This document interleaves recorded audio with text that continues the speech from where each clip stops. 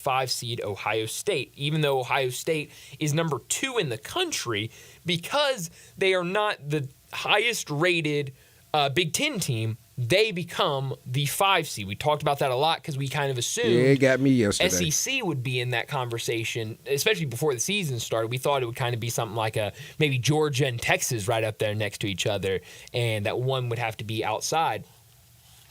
So that means Ohio State goes to number 5 seed. They would play Ohio State if everything started after last night's rankings.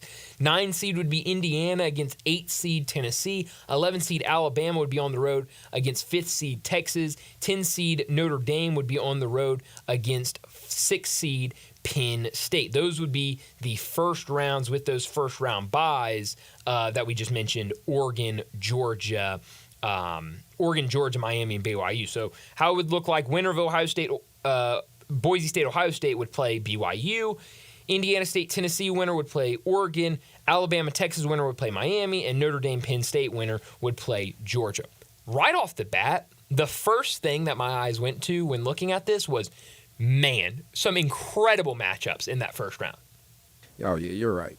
I mean, it's just fantastic, right? Like, looking at these, okay, so first, you're telling me we get a SEC matchup in the first round of Alabama and Texas. And again, this is all going to change. So blue bloods, too. Sure. This is all going to change. You know, this is not going to be the same. And I have my big number kind of goes back to this stat as well, and kind of the change that you can see from the first week to when it actually all plays out. But, you know, I think you're going to get great matchups either way, but to see that you have the potential of Alabama and Texas, Notre Dame and Penn State in a first-round matchup, you know, Indiana and Tennessee, I feel like we've seen that in like 3 bowl games in the last 10 years. I think it's only 1, maybe 2, but it was a bowl game for whatever reason I remember. I think it was a Music City Bowl in Nashville, and Indiana and Tennessee played against each other like 2 or 3 years ago. But, you know, some really good games in round 1, and then if everything, you know, held, you would have the winner of Alabama, Texas playing Miami. You know, like that would be an incredible game. I mean, think about the quarterback matchups in that game. It would either be Jalen Milroe or Quinn Ewers versus Cam Ward. I mean, that is talk about Heisman power, star power. So I want to pose a question to you, but I will, I guess, give a more descriptive deal of what we're looking for. So these 4 first-round games, giving context of competition, how competitive you think the game will be, as well as collegiate atmosphere, which game would you attend? So you got Happy Valley, Penn State, Notre Dame.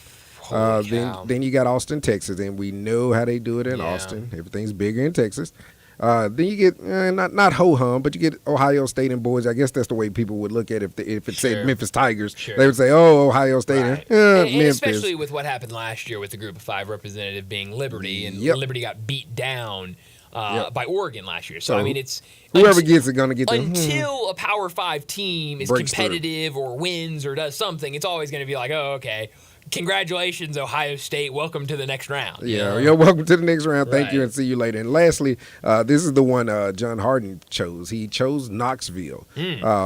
Tennessee and Indiana. His reasons were Tennessee's defense versus Indiana's offense. Yeah, I mean, that'd be a great matchup. I think, you know, from the two, I guess, points that you asked the question, I think kind of different things. I think that would be a great matchup with what Indiana has done this year, like John said, especially on the offensive side.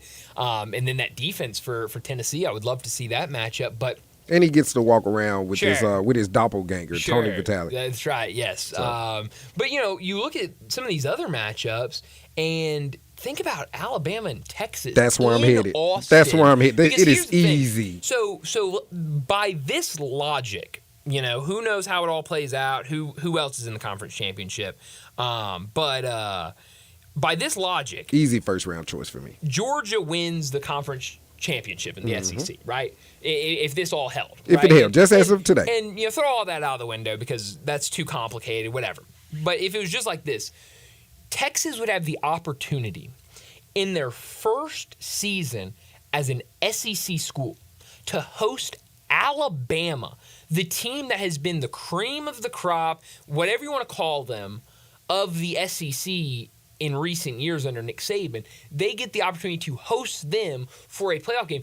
First, that's one thing. The second thing is the Alabama and Texas games have been fantastic the last couple of years that we've seen them. They've been, intriguing and wild and crazy results.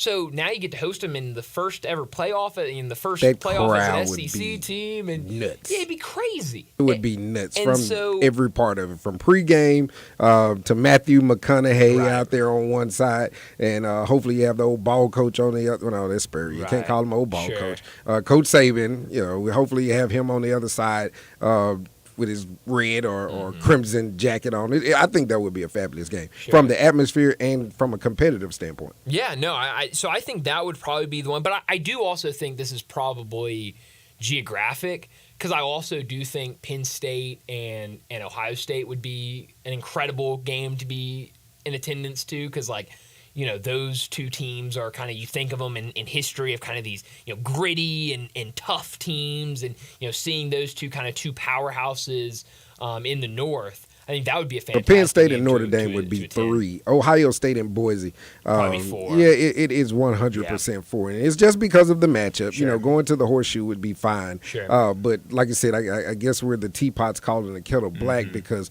if Memphis was in that situation, we'd have people saying the same thing, kind of ho-hum deal. Ohio State, welcome to the next round. Definitely. Now, so I said the first thing my eyes went to, or my brain went to after seeing the bracket, was the matchup. The second thing my mind went to was, wow, this weekend gets even crazier when you look at this, because you look at the rankings. So I mentioned 25 through 13. So let's look at 13 through 16. SMU this weekend. SMU's been playing really good ball. They just beat Pittsburgh by like 20 points last week. They looked really good against Pitt, and Pitt's a good team. SMU's off this week. They don't play a game. Same with Texas A&M. Both those teams are off. So 13 and 14 are both off. LSU is at home against Alabama. Alabama, we just talked about, they are right inside at number 11. So theoretically, this is a elimination game for one of these teams, because both of those teams have 2 losses. It's going to be really hard, and we've talked about this with a lot of people. It's a lot harder to be an SEC team with 3 losses and make a case that you should be in the playoffs. But for one of those 2 teams, they still stay alive with 2 losses. And for Alabama, you're on the right side right now. You're just in because, again, remember, there's going to be one automatic spot for a college football playoff team. So really, you want to be in the top 11. Yep. So they're the last team in, theoretically. And if they lose, they're out. If LSU wins, I do think automatic jump. They jump up. They jump both. They jump up and they're in that top 12. I think they take the 11. They'll probably flip. They'll flip-flop. Yep, because with what you say, Boise and SMU sitting at home this weekend. No. SMU and Texas. SMU and Texas. Not Boise. I'm sorry. SMU and Texas A&M being off this week, they would stand pat. Yeah. So, and then So and then you look at Ole Miss. Ole Miss is at home against Georgia. Georgia comes in as number 2, or excuse me, number 3, because Ohio State was number 2. Georgia comes in as number 3.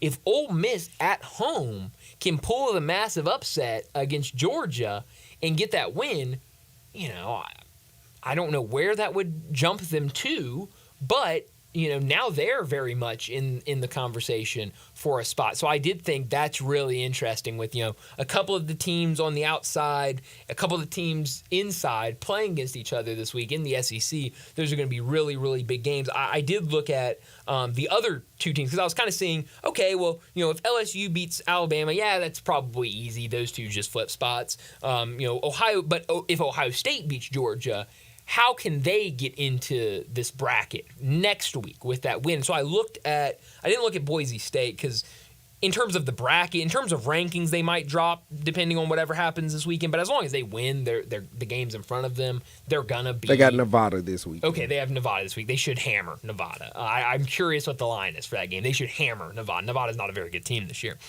But you look at the 2 teams in front of Alabama at 10 and 9. Notre Dame this weekend, home against Florida State.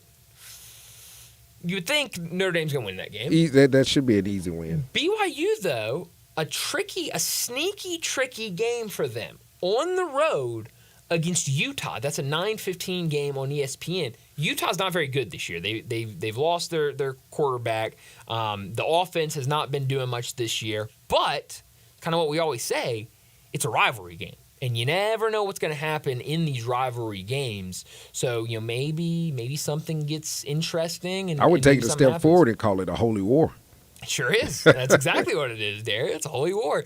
But the other outrage I've seen today is BYU. BYU gets the 4th seed for being the highest-rated conference champion, or the 4th highest-rated conference champion. But in the rankings, they come in at number 9. How? Undefeated, multiple top 25 wins, and they're still behind teams that have losses. And I understand, okay, sure, the teams in front of them are in better conferences, I think you can say. You look at Indiana. They're in a conference with, 3 of the top 6 teams in it, right? Tennessee is the SEC. We know how tough the SEC is. Then you get to Penn State. But still, I think, I don't think anybody would have been upset if you had flipped BYU and Penn State. And Penn State. Right? That's the one. And because Penn State just coming off a loss against Ohio State, Ohio State controlled that game, I think. And it was at home. And it was at Penn State. So, I think that was, if anybody comes away from this upset, outraged, I think it's probably over BYU and kind of where they're sitting at. But, I think that, is the interesting thing with the bracket now that, hey, as long as you go out and win your conference championship game, you're in. And I think what's curious, I saw some people kind of saying, well, with Boise State, because I heard someone say, well, Boise State's in a good spot right now because they're number 12. So even if they don't win their conference championship, they would they'd be in right now. And that's not the case, right? Because, I don't think they would. I think if, maybe if they're undefeated, they get all the way up to, maybe, I don't know what it would have to get to for them to be in. But sure, if they're undefeated and they lose an extremely close, game at the very end in the conference championship, you would think that bodes well. But they're at number 8 in the college football playoff polls. Maybe they still get in, and you get another Group of 5 champion. But it would take a lot, and I just don't think that's going to happen. I think that. The first year, the big dogs are going to run it. Yeah, I think Boise State's going to be the 12th seed regardless of what happens, most likely. Maybe something happens. I guess if they run the table, go undefeated, sure, they could move up. They probably should move up. But who knows? It's going to be interesting to see, and from week to week, see kind of how the committee does things now. Because it's a lot more interesting than just, hey, here are the top 4 teams in our poll. Put them on a bracket. It's now a little more, it's more difficult than that. So we'll definitely talk a lot about this throughout today's show, throughout the rest of the week with some of our college football guests. But let me set up today's show before we get to top and not top story of the day. 3:30, Coach Tommy West will join us to talk some college football. We'll talk Tigers. We'll talk the SEC like we usually do with Coach. He'll join us in our next segment. 3:45, we'll talk Grizzlies as they host the Los Angeles Lakers tonight at FedEx Forum. It's throwback night. They'll be rocking the Vancouver jerseys when they host the Lakers. And a little injury news for the Lakers. It looks like Anthony Davis questionable for tonight. Rui Hachimura also listed as questionable for tonight's game. So we don't really know yet what the Lakers will look like. And maybe, we talked about yesterday, Luke Kennard could be back for the Grizzlies tonight. 4 o'clock, Keith Smith from Spa Track and the Front Office Show. He'll join us to talk the NBA. Keith usually joins us on Thursday, but today a little bit of a scheduling conflict. We've switched him to Wednesday rather than Thursday. So we'll talk with him at 4 o'clock. 4:30, we'll talk some Tigers basketball. We might also get back into some Grizzlies talk during that 4:30 segment as well, depending on if we run out of time at the end of this hour. 4:45, we get to big number of the day. 5 o'clock, Kevin Sweeney from Sports Illustrated and on Twitter at CBB_Central. He'll joins us every week to talk college basketballs. We're 2 days in now, a whole lot of games on Monday, not a ton of games last night, but we'll get his thoughts on these early games in the world of college football, including the Tigers win over Missouri. 5:30, we'll talk about what's trending. 5:45, we'll wrap up today's show like we always do with Crunch Time. Let me remind you, we're in our Family Leisure Studios where family and fun come together. Get over there right now. It's the Ultimate Game Room and Fall Sale. Complete that Ultimate Game Room with a new pool table, a shuffleboard, even an arcade game. Help them clear out their overstock of theater seating. It's all priced to move, and it's the perfect fire pit weather. And over at Family Leisure, all fire pits are 20 to 30% off. And don't forget about that spa. Spas are up to $1,500 off of their in-stock spas, and they're ready to be delivered. So head out to Family Leisure, 2120 Witten Road, just north of I-40. A reminder, you can be a part of the show.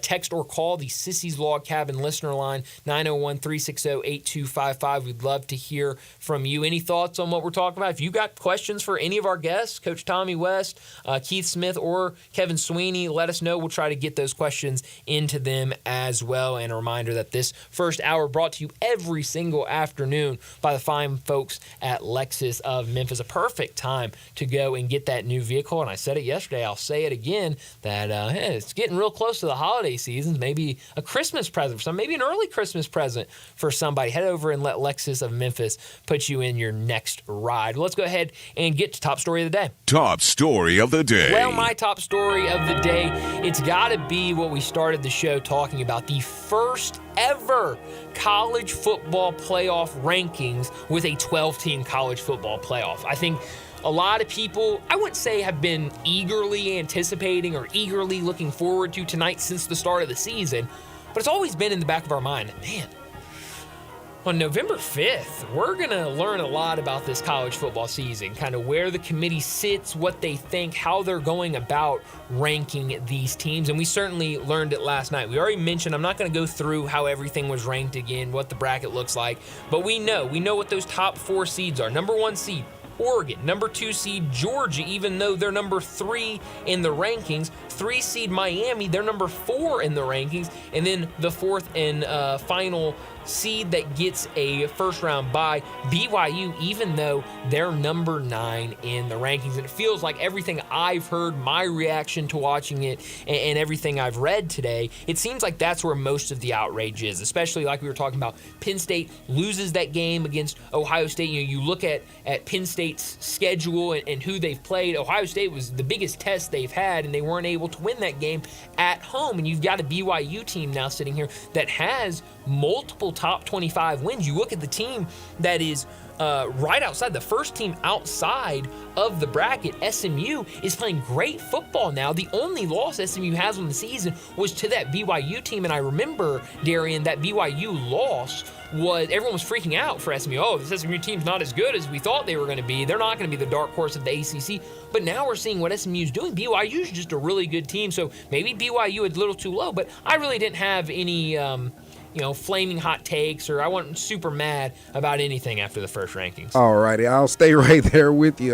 Don't have any flaming hot takes, but your mark, get set, go.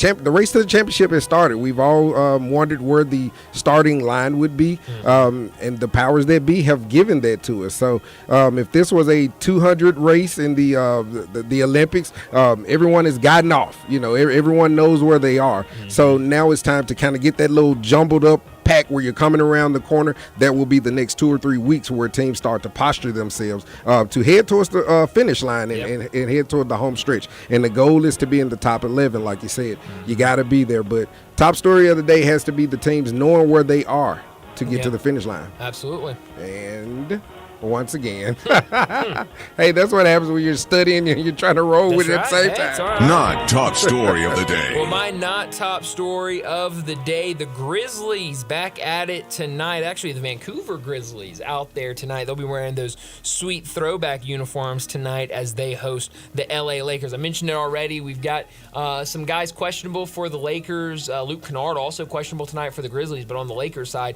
Anthony Davis, who's been on an absolute tear to start the season, and then Rui Hachimura, who's also played really well. Both those guys will be questionable tonight. It will be J.J. Redick's first time as a coach inside FedEx Forum, so that will be fun to watch. But we'll see. Both these teams coming off, I think, both teams would consider bad losses in their last game. For the Grizzlies, it was a road loss against the Brooklyn Nets, and for the Lakers, it was against the Detroit Pistons. So both teams will be looking for wins, but I also saw this, that a pair of Grizzlies make the top 3 of the NBA Kia rookie ladder. So they go and rank all the rookies and kind of where they're at for maybe rookie of the year voting. Zach Edey, number 1. Bub Carrington, number 2 for the Wizards. Number 3, Jalen Wells, who's been playing really, really good to start the season. So that was definitely fun. Hopefully it's a really good crowd tonight for this Grizzlies game. Usually is when the Lakers come to town, but definitely a lot of excitement around this Grizzlies team, and hopefully it is a good atmosphere for this Grizzlies team tonight. Oh yeah, well deserved for those 2 youngsters, especially Wells. Out kicking his coverage, so to speak. My not top story, I'm going to stay in the college football playoffs. At one point in time, in the tri-state area, not including Tennessee Volunteers, you guys on the eastern side of the state, but at one point in time in this season, the University of Memphis, Arkansas, believe it or not, and Ole Miss once upon a time had dreams of, once this bracket rolled out, that they would be inside that top 12. And I know it's disappointing to especially the Memphises of the world and Arkansas, but to Ole Miss, you still have a chance. Sure. You don't. This is not the final results. A lot of time we listen to the Monday morning quarterbacks or the all the so-called internet pundits, and they kind of put a damper on your season. There's nothing to hold your head down about. Handle your business this weekend. You'll firmly put yourself in play for the championship. Definitely. But it was, it's fun to see this and kind of look at an actual idea of what the bracket could look like. Because all offseason we're talking about, okay, well, let's do our prediction for the bracket, and what if this team's in? How many teams are going to get in? And now, it's still kind of in the clay, you're still molding it together, still very early in the process, but kind of an idea of what it could look like, which is definitely a lot like I of said, fun. They fired the gun in there, That's and right. everyone's And taking everyone's off. You don't know where we're going to finish just yet. That's right. But everyone is, everyone's off to the races, so to speak. For sure. So let's, they'll do it for top and not top story of the day. Let's go ahead and get to our first break. And when we come back, we're talking to our coach, Coach Tommy West. He joins us every single week at this time. So let's go ahead, get to a break. When we come back, we're talking college football with Coach Tommy West. Start your day with Sports 56 Mornings with Greg Gaston and Eli Savoy. Weekday mornings from 7 to 10, right here on Sports 56 and 98.5 FM.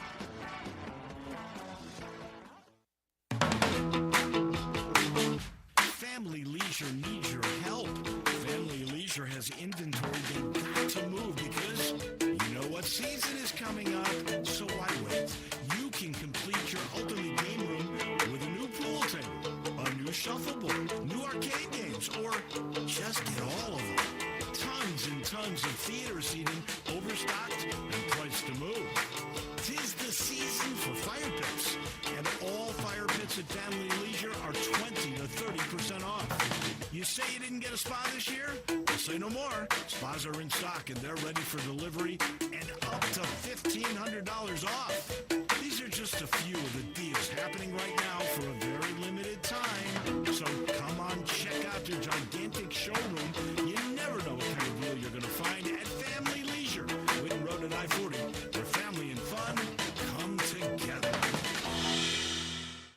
Wash your house, wash your office building? Possible! Not call Wilson's Pro Wash. Your house, fence, driveway, warehouse, store, hotel, even cars and trucks can all be squeaky clean and beautiful after pressure washing by Wilson's Pro Wash. Wilson's specializes in cleaning all hard surfaces, concrete, stone, brick, and mortar, even wood and vinyl siding. Then Wilson's can seal their surfaces so they stay looking brand new. Call Wilson's Pro Wash, 1-524-6799, or online at wilsonsprowash.com.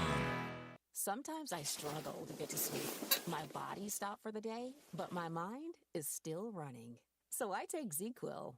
ZQuil, the world's #1 sleep aid brand, has a range of non-habit-forming products to fit you and your family's needs. Invest in a great night's sleep for the best you tomorrow. I'm awake and ready to take on anything. Better days start with ZQuil nights. Explore our products at ZQuil.com. Use as directed. Keep out of reach of children. Step up your wings wings game at East Coast Wings and Grill. With 60 wing flavors and 7 heat indexes, do you have what it takes to turn the heat on your wings up to insanity? East Coast Wings and Grill is family friendly with a large variety menu to satisfy the whole bunch. Sign up today for their loyalty program and taste the rewards. For every dollar you spend, you collect a point. Earn 100 points and receive a $5 reward. Next to Lowe's off Highway 64 in Bartlett, come try America's best wings at East Coast Wings and Grill. Ole Miss Rebel Yell is back. The Rebel Yell Hotline Radio Show is back on WHBQ Sports 56 and 98.5 FM. Every Monday night at 6, hear the latest news on your Ole Miss Rebels with Yancey Porter with 24/7 Sports, former Ole Miss defensive tackle Mike Fitzsimmons, Gordon Ford covering SEC Sports Call, and former Ole Miss baseball announcer Gary Darby. From kickoff to free throw to extra innings, your Ole Miss sports on the Rebel Yell Hotline Show right here Monday night at 6 on Sports 56, 560 AM and 98.5 FM. Your Mid-South Sports Station. Sports 56 traffic. Good afternoon. Actually, it's pretty decent at the moment on 240 East from Mill Branch, all the way out to 385 as you get onto Bill Morris Parkway, headed out towards Collierville. It seems to be moving right now. 240 East, we're keeping an eye on it over here. It's moving in both directions, actually east and westbound. On 240 at Poplar, it looks better than it did earlier there on 40 westbound at Watkins near the 101 connector where we had that big backup. Hey, Weimer's Jewelry, 7525 Highway 64 is your full-service, family-owned jewelry store right here in Memphis. I'm Commander Chuck with your on-time traffic.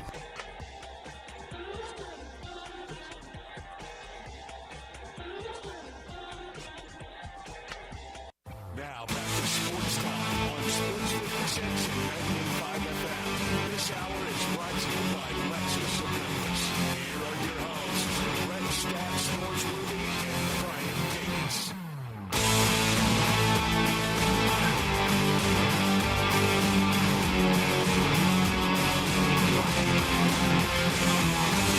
Welcome back into Sports Time. Brian Darian with you today. No Brett, he's out today, but he'll be back tomorrow and joining us like he does every single Wednesday afternoon. Coach Tommy West joins us now. Coach, how's it going? Thanks so much for joining us. Another really fun weekend of college football.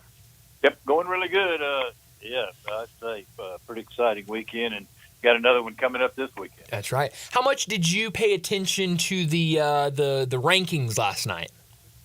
I didn't. I've not seen them yet.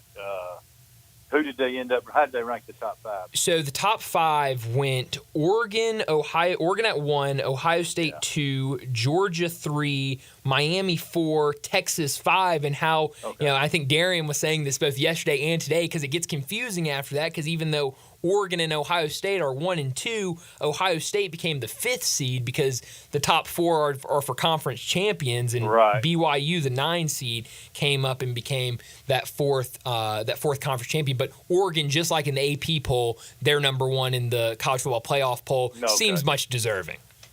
Absolutely, it's deserving, and still got some games to play. But so far, I tell you, the guy for Oregon that I think's made the most improvement is the quarterback. Yeah. When I saw him early in the season, he looked okay. He didn't look like a superstar, and now he's playing lights out. So they're certainly a team to beat. Yeah, that's a really good point because that's a guy that's been around, but obviously first year at Oregon. And so you're right. It felt like early in the season he was really trying to still figure out that offense at Oregon, and now it feels like they've got everything clicking on that offensive side. Well, I'm telling you, I actually thought they were overrated early in the year, and I thought that they would be a team that would fall pretty quick. But shows how much I know, I guess. But yeah, I think the quarterback's the difference in their football team. Yeah, no, it absolutely is.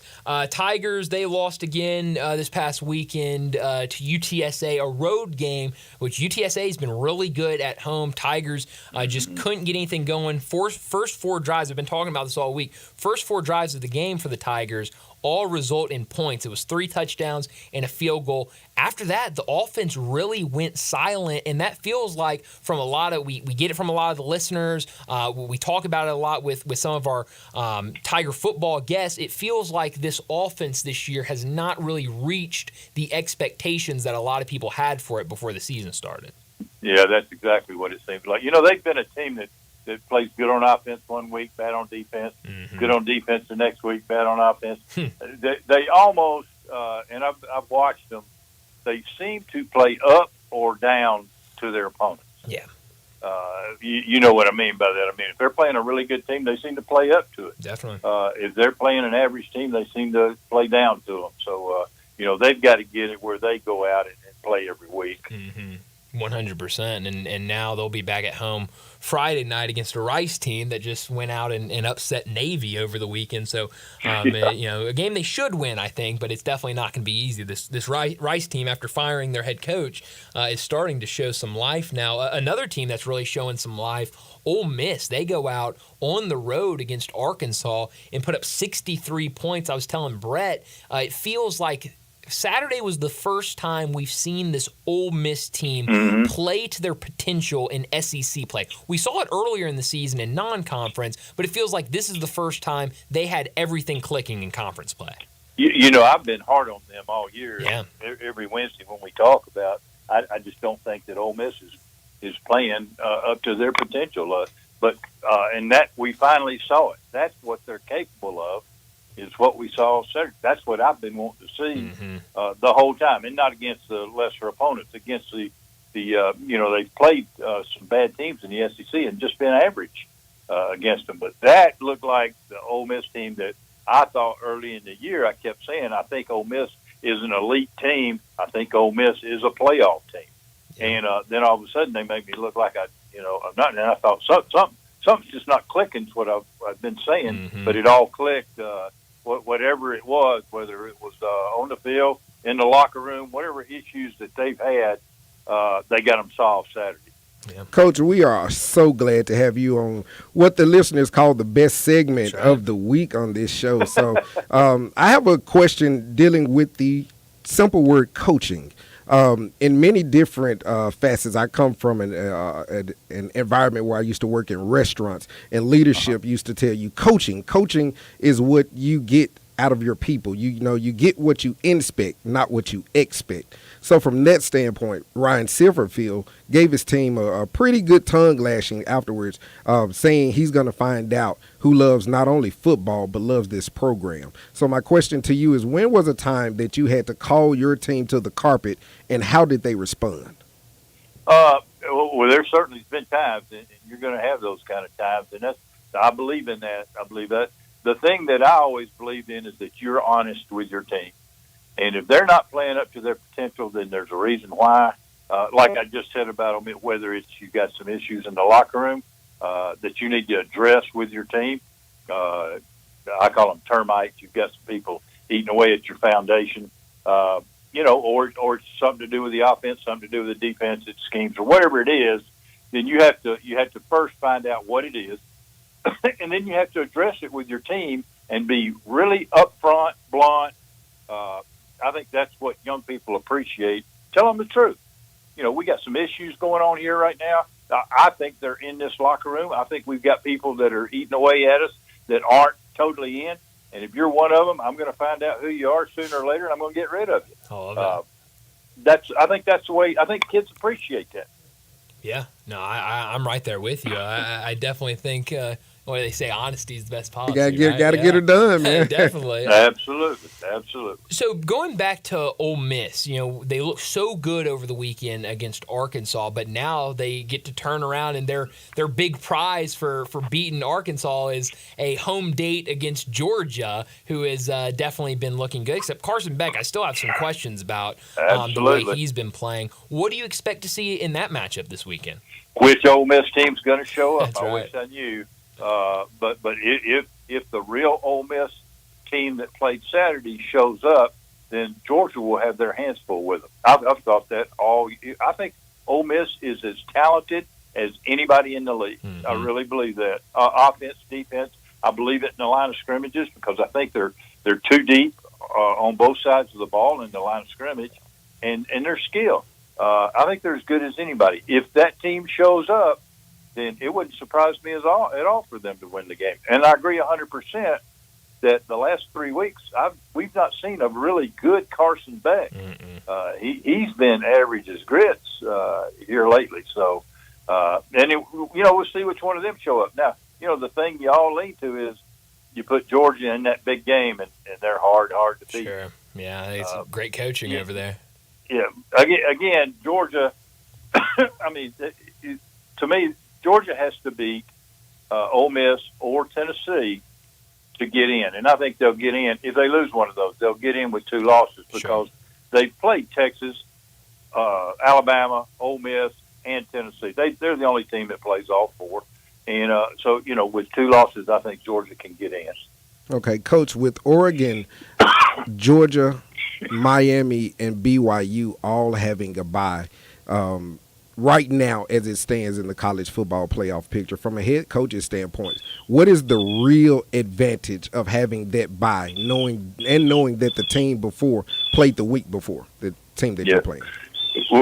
Just rest. If you handle it the right way, just rest. Get your best players back on the field. This is the time of year where everybody's pretty banged up at this point in time, and if you can it's the teams that can get their best players out there are the team that's going to be strong. We always said at Tennessee that you remember November, and here we are. We're in it, and you got to be at your best because you got to finish. The teams that can finish will be the ones that are playing in the playoff. Do you believe more in rest or the rust aspect? No, I think you got to get your best people back out on the field. It's a matter now of timing. From a fundamental standpoint, you really aren't getting a whole lot better. It's just your timing as far as offensively and defensively, doing what you do and doing it well, and just staying in a rhythm. Coach, last thing for you, the other big game in the SEC this weekend, Alabama and LSU. The rankings last night had Alabama just barely in at number 11, LSU right outside of the bracket at number 15. So with both teams having 2 losses, this could turn into an elimination game for one of these 2 teams for their hopes in the 12-team college football playoff. What have you thought of both these teams, and what do you expect to see in this matchup this weekend? Well, I think you're exactly right. I do think this is an elimination game. Yeah. I'm not sure either one's going to get in, but it definitely the loser of this game. I do not think will get in. Again, the quarterbacks have both struggled some down the stretch, and so I think it'll come down to they're both very similar. LSU got thrown a curveball with the quarterback at A&M not being prepared for the running quarterback. So you can take that out of it. They'll be prepared for this one. But both defenses are about the same. So we'll see. Alabama's coming off a pretty good defensive performance in their last one. So I think it'll be whichever quarterback. Milroe has a tendency to show up big at times and has a tendency to disappear at times. So, it'll be up to the quarterbacks. Coach, tell us, who's the leader in your clubhouse for Heisman right now? The guy that I see putting up the numbers, and not just putting up the numbers, but winning games, is Cam Ward at Miami. I think he is. I think he's really electric. You never know who's going to win that thing, but right now, we'll see how it ends. But I do think he's the best player in college football right now. Yeah, I'm with you. He's been really, really good this year. Well, Coach, as always, thanks so much for joining us. Enjoy this weekend, and we'll do it again next week. Okay, thanks, guys. Y'all have a great week. Thanks, Coach. Right back at you. Coach Tommy West joining us to talk all things college football. Always fun to get that coach's insight from the former head coach for the Memphis Tigers. And he kept it simple, too. That's right. Yeah, well, that's the thing. Kept it very simple. Yeah, I mean, there's a lot of coaches that want to do this and that. I thought I was going to pull some strategic out of him from that rest conversation. He said, no, just simple. Rest. Yeah. Just rest. Nothing, rest. Yeah, rest and get the good players out there. You want the best players on the field. So I love talking with Coach every single week. But let's go ahead, get to a break. When we come back, big one tonight at FedEx Forum as the Los Angeles Lakers, King James, Prince James, it'd be LeBron and Bronny. They're both in town tonight. It'll be the Vancouver Grizzlies look as the Grizzlies will be rocking their throwbacks. We'll talk about what we expect to see tonight, some of those injury reports that have come out. We'll do all that next on Sports Time. Be sure to follow us at Sports56 WHBQ on Twitter, Facebook, Instagram, and YouTube to watch live video of our shows. Stay up to date with station events and have chances to win prizes. Don't miss out on anything that's going on. Follow us at Sports 56 WHBQ.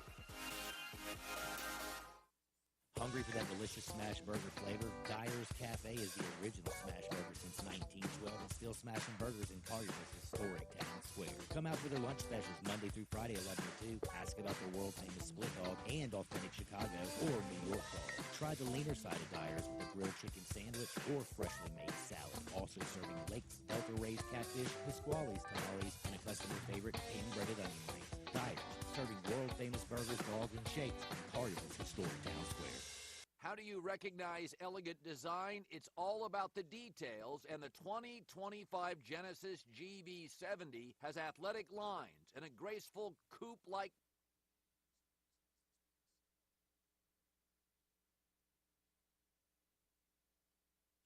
Admit it. When you start thinking about tastes of Memphis, you think treats, sweets. You think Dinstall's. For 122 years now. What is that, 5 generations? When people wanted something to bring to a party that will just make everybody happy, they bring out Dinstall's. 122 years of cashew crunch, of heavenly hash, of turtlettes, of their award-winning fudge. That's worldwide. It's known that well. Then there's the milk chocolate. It all starts there. There's the double-dip peanuts. And then every fall, those famous chocolate-covered strawberries with that fondant. And they won't tell you what's in the fondant, but it makes it oh so special. And easy to get to. 5 locations. There's where they make the candies in Pleasant View. There's Germantown. There's Collierville. There's even one downtown and in my neck of the woods in Laurelwood. You know what? 122 years made in Memphis and enjoyed by the whole world. Dinstall's. Do you know one of the best things you can do for your employees or family's health? Provide Arctic Clear bottled water. Arctic Clear bottled water is your locally owned and operated bottled water provider. Arctic Clear is 100% natural spring water with free delivery and setup, dependable service, and no long-term contracts. What an easy choice. Call Jeff Manus today, 901-382-2363, or visit arctic-clear.com. Arctic Clear bottled water. Call now, 382-2363. That's 382-2363. So you need to sell your house? I have the solution. Call 901-406-1101. That's 901-406-1101. Call my buddy Bill and I buy houses. Any house, any area, as is. It's literally as simple as that. Just pick up your phone. Call 901-406-1101. That's 901-406-1101. Call my buddy Bill and I buy houses. Guaranteed to close in 5 days. If you need to sell your house fast, call Bill at 901-406-1101. That's Bill and I buy houses. I'm with John Burgos from the world-famous Rendezvous in the Alley since 1948. Brett, we have catered parties all over this country and all over the world, from Singapore, Australia, to Central Park in New York. But many people don't realize how much we do locally. For holiday events, office parties, tailgating, birthday parties, you can't do better than the Rendezvous. For example, you can get a cheese and sausage tray for 15 to 300 people for $3.75 per person. You can even build your own nacho bar for $10.50 per person. All you need is a minimum of 15 people. In many cases, we can arrange delivery and full-service catering. We've even made it easy to get to-go items. You can just park at our front door in the alley, put on your flashes, and we'll get you going ASAP. For all your catering items and prices, go to hogsfly.com, click on menu, and drop down to catering. Thank you, John. The Rendezvous, Mr. Charlie Burgos' Rendezvous in the Alley since 1948 and celebrating its 75th year. Now back to Sports Time on Sports 56 and 95 FM. This hour is brought to you by Lexus of Memphis. Here are your hosts, Brett Stack Sportsworthy and Brian Davis. Well, no Brett today. He's out, but he'll be back tomorrow. Bryant Darian holding down the fort in his absence. And tonight, the Grizzlies host the Lakers, always one of the bigger games of the season when LeBron James, and more importantly, that iconic brand of the Los Angeles Lakers, visit the city. Tonight, a team that's 4-4 going up against a team that's 4-3, so the Lakers have played one less game than the Grizzlies this season, and both teams coming off losses. We talked about it earlier for the Grizzlies. Bad losses. Right, teams that we don't expect to be super competitive teams this season. For the Grizzlies, it was Brooklyn the other night. We talked a lot about that yesterday. the Grizzlies, fight back late in that game, but ultimately end up losing it. It was another big game for Dennis Schroeder, who I've been informed is a Grizzly killer. Grizz killer. And then on the other side for the Lakers, it was the Detroit Pistons. And I think, I don't really know what people would say, but I think more people would say that's a more embarrassing loss because I think everyone still has that bad taste of the Pistons last year in their mouth. I think the Pistons are a better team this year. I don't know how much better they are than last year, but I do think they are a better team than last year. And so both teams coming off a loss, both teams looking for that win, and both teams should be pretty well rested with every team off last night. So neither team coming off of or this being a back-to-back for them, and I think that's helped the Lakers and kind of their injuries. We knew kind of coming into it, AD got a little banged up in that game against the Pistons. Rui Hachimura was dealing with an injury, but now both those guys listed as questionable for today. The only update I have on Rui Hachimura is that he was listed as doubtful to start the morning and now has improved to questionable for tonight's game. On the other side, Anthony Davis, supposedly I read a report that said he was at shoot-around for the Lakers earlier today. So I think that would probably tell you, at the very least, AD, and I think also Rui Hachimura with him being upgraded to questionable. I think both of those guys will be game time decisions. Go out there, see how you feel at shoot around. Go out there tonight before the game, put up some shots, see how you're feeling, and then we'll make a decision about it. Oh, yeah. And speaking of Anthony Davis, for whatever reason, the Lakers seem to be a team that we see in the playoff quite often. Sure. Them, the Magic, the Mavericks and the Clippers. So not saying this is Timberwolves a lot. Timberwolves, yeah. Oh, yeah. We do see them quite a bit recently. I want to see how Edie looks against a quote-unquote playoff team. Sure. We've been playing against previously bad teams. Not to say that they can't make the jump and get to the playoffs mysteriously this year, but we're pretty solid in saying that the Lakers will be around the playoff picture some way, somehow. Sure. So with the glitz and glamour of that team, I want to see how Edie plays. Does he, try to do too much? Is tonight all of a sudden the 5 3-point attempts because he's trying to match the hype, across the court? Sure. And the second thing, be a little bit of history tonight, and I hope I'm not slaughtering this name, but assistant coach Tuomas Lisalo. I think it's a good stab at it, honestly. Wow, okay. Will make his NBA head coaching debut because according to Matt Enfield, Action News 5, he put up Taylor Jenkins will be away from the team tonight. Wow. The Grizzlies night. He had a death in the family per a representative. So we're still not at full strength because the head of the dog, so to speak, won't be there. So we'll see how this assistant coach does in his debut. Rookie coach on the other side, but the name on that jersey can sometimes scare some people. Well, I'll be honest. With kind of everything that's been going on today with kind of the Grizzlies, a lot of news coming out with injuries and different things, I actually missed that. So shouts out and prayers out, more importantly, to Taylor Jenkins' family. And, this assistant coach they brought, this was one of the guys they added in the offseason that, high praise from what he did coaching in Europe. So, it'll be interesting to see him kind of as that head man tonight. I know he has had a huge, impact on what this offense is going to look like now for the Grizzlies. But I think, you bring up two good points. I think for Zach Edey, I think everyone will be watching him. I'm excited to talk here in a couple minutes with Keith Smith about Zach Edey and what he has seen the last couple of games, including that last game against Brooklyn, because he looked fantastic against Brooklyn. We talked about it yesterday. 25 points, 12 rebounds, 4 blocks. That is a fantastic game, but you go back, that's now 4 straight games with double-digit points, and now his average points is up to 11.1 points per game. Rebounds is up to 6.5 per game. So improving on both of those numbers. And so I think he's getting more comfortable in the NBA. What does he look like now, especially if Anthony Davis goes tonight? What does he look like against one of the elite big men in the league? But another thing, Darian, that I'm really looking for tonight is this is a big opportunity for the Grizzlies to get over 500 finally. Get over 500 and kind of hit a little run, because here's how their schedule is breaking. So you had those wins against Milwaukee and Philadelphia. Yeah, you took the loss on the road against Brooklyn. Now you've got Lakers at home, Washington at home. Should be a easy win. Lakers over 500. they've been playing well, but who knows who they've got tonight.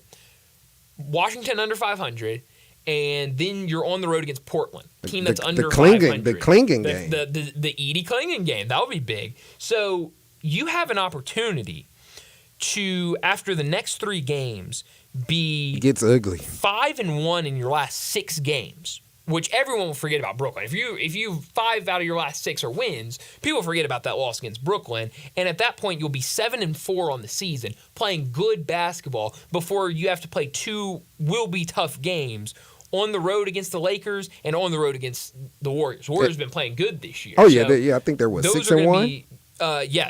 They only have 1 loss. Big game tonight for them against the Celtics. I will talk to Keith Smith about. But you look at, if you can win these 3 games and you're 5-1 in your last 6 games going into those 2, and then right after that, back-to-back games against the Denver Nuggets. So I do think this is an important game tonight. You want to win this game, and Grizzlies are favored tonight, very slightly. I think it's moved to 1.5.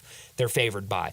But you win this game, I think you feel really good. Your next 2 games, you could be feeling really good going into those 2 important road games. Absolutely. And I don't want to be Debbie Downer, but you get this game, you're looking pretty good for the next 2. Sure. But, man, after that, you go on the road to the Lakers, and unless we're fully healthy, we don't have that much success playing the Lakers when we're shorthanded. But you brought up the game after that. That's the start of the NBA Cup. Teams are going to ratchet it up a little bit. So that's not just a normal game. I forgot about that game is 4-something, sir. Yeah. And after then, you go on a hellacious stretch. I mean, the opening game of the NBA Cup with the Warriors. Then you have back-to-back games with the Nuggets. One being an NBA Cup game, being that Tuesday game. The Sunday game is not. And then you get the 76ers, who will have that 3-game suspension in the rearview mirror, and Joel Embiid may be healthy. Then you go to a Bulls that you've already lost to.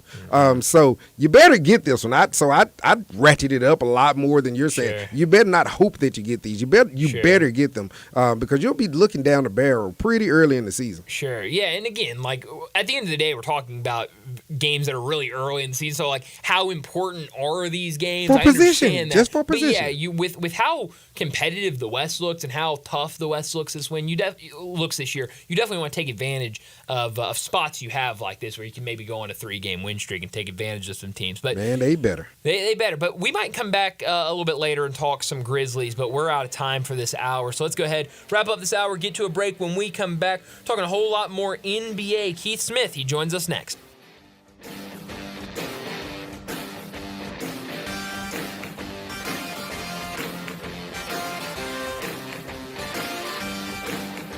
If wedding bells are in your future, you need an unforgettable engagement ring from a jeweler you can trust. And that's been James Gaddis Jewelers for over 60 years. With a huge selection and the best prices, James Gaddis is a master jeweler and diamondologist. Beautiful jewelry from James Gaddis is always the right choice. Choose from rings to earrings, necklaces to bracelets, and gemstones to watches. Layaway and financing available. James Gaddis Jewelers, 4900 Poplar, online at GaddisJewelers.com and Instagram at Gaddis Jewelers. Say I do at James Gaddis Jewelers. Is your wife asking you to stop eating junk food? Well, we have you covered at Humdinger's. It's quick and it's healthy, and most important, it tastes amazing. With many choices from salmon salad to rainbow trout and grilled asparagus. Come visit us for lunch at Humdinger's, 6300 Poplar Avenue. So good, Coach Penny eats with us weekly. Don't forget, Humdinger's offers full-service catering for weddings, social events, or your corporate lunches. You can call 901-260-8292 to find out more. Have you seen what's happening with gold lately? Well, election uncertainty rocks the markets. Gold just keeps breaking records. It's up 33.26% year to date.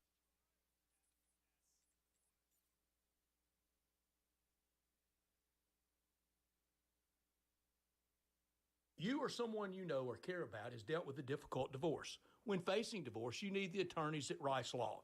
Nick and Larry Rice lead the firm with 3 generations and 7 decades of experience. Located in Memphis, serving the entire state of Tennessee and North Mississippi. Rice Law is who you need to call. Simple or difficult divorce, they know how to handle it. Call Rice Law at 901-526-6701, or for more information, visit them at aboutdivorce.com. That's aboutdivorce.com. Admit it. When you start thinking about tastes of Memphis, you think treats, sweets. You think Dinstall's. for 122 years now. What is that, 5 generations? When people wanted something to bring to a party that will just make everybody happy, they bring out Dinstall's. 122 years of cashew crunch, of heavenly hash, of turtlettes, of their award-winning fudge. That's worldwide. It's known that well. Then there's the milk chocolate. It all starts there. There's the double dip peanuts. And then every fall, those famous chocolate-covered strawberries with that fondant. And they won't tell you what's in the fondant, but it makes it oh so special. And easy to get to. 5 locations. There's where they make the candies in Pleasant View. There's Germantown. There's Collierville. There's even one downtown and in my neck of the woods in Laurelwood. You know what? 122 years made in Memphis and enjoyed by the whole world. Dinstall's. I'm with John Burgos from the world-famous Rendezvous in the Alley since 1948. Brett, we have catered parties all over this country and all over the world, from Singapore, Australia to Central Park in New York. But many people don't realize how much we do locally. For holiday events, office parties, tailgating, birthday parties, you can't do better than the Rendezvous. For example, you can get a cheese and sausage tray for 15 to 300 people for $3.75 per person. You can even build your own nacho bar for $10.50 per person. All you need is a minimum of 15 people. In many cases, we can arrange delivery and full-service catering. We've even made it easy to get to-go items. You can just park at our front door in the alley, put on your flashes, and we'll get you going ASAP. For all your catering items and prices, go to hogsfly.com, click on menu, and drop down to catering. Thank you, John. The Rendezvous, Mr. Charlie Burgos' Rendezvous in the Alley since 1948 and celebrating its 75th year. Sports 56, WHBQ Memphis, and W253DF Memphis with Dave Woloshin, weekday mornings from 10 to 11. Sports 56 traffic.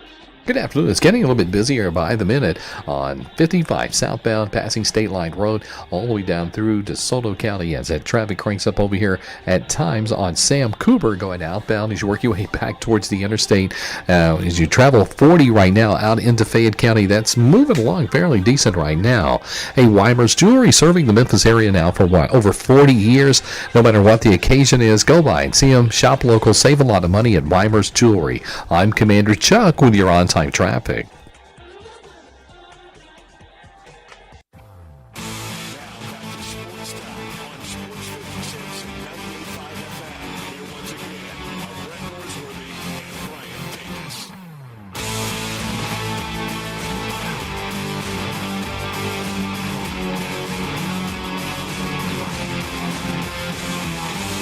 Welcome back into Sports Time. Bryant and Darian with you. No Brett today. He's out taking some vacation time to start this week, but he'll be back the rest of, or tomorrow to finish out the week with us. We're talking NBA with Keith Smith. He joins us every single week to talk the NBA, and he joins us now. Keith, thanks so much for joining us. Another busy week of the NBA, but every team taking off last night with it being election night.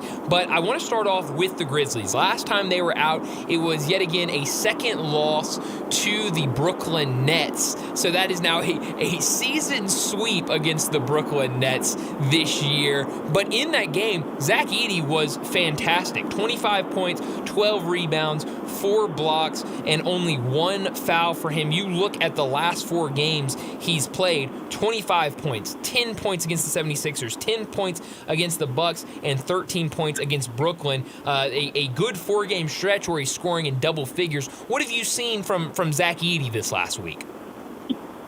Yeah, the game's starting to slow down for him, right? It's when you're a rookie, you come into the NBA, and it is all of a sudden it's like, oh my gosh. And then when you're a rookie center on a team that has aspirations, it's like drinking from a fire hose. It's like, hey, here's 100 things, and everything's moving 100 miles an hour, and figure it all out on the fly. And it looked rough for him in those first couple of games, but now things are starting to slow down. I think they've simplified things a little bit for him, especially on the offensive end, and he's starting to show you why he was, a coveted guy in the NBA lottery. So I think, things are starting to look pretty good.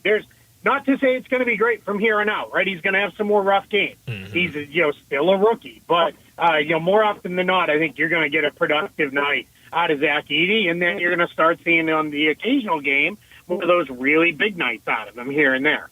Yeah. What have you made of the Grizzlies? I know it's still very early in the season, but it feels like this season it's been kind of a big win and then, a loss that kind of makes you scratch your head. I remember, I guess it was about 2 weeks ago now, they beat Orlando and, you say, okay, good win. This was back when Orlando was healthy. And then the next 2 games they lose to a Chicago team and a Brooklyn team. They come back out. They, beat Milwaukee, who's, still searching for some wins. They beat the 76ers on the road, and then another loss to a Brooklyn team. It feels like good wins, but then some head-scratching losses at the same time.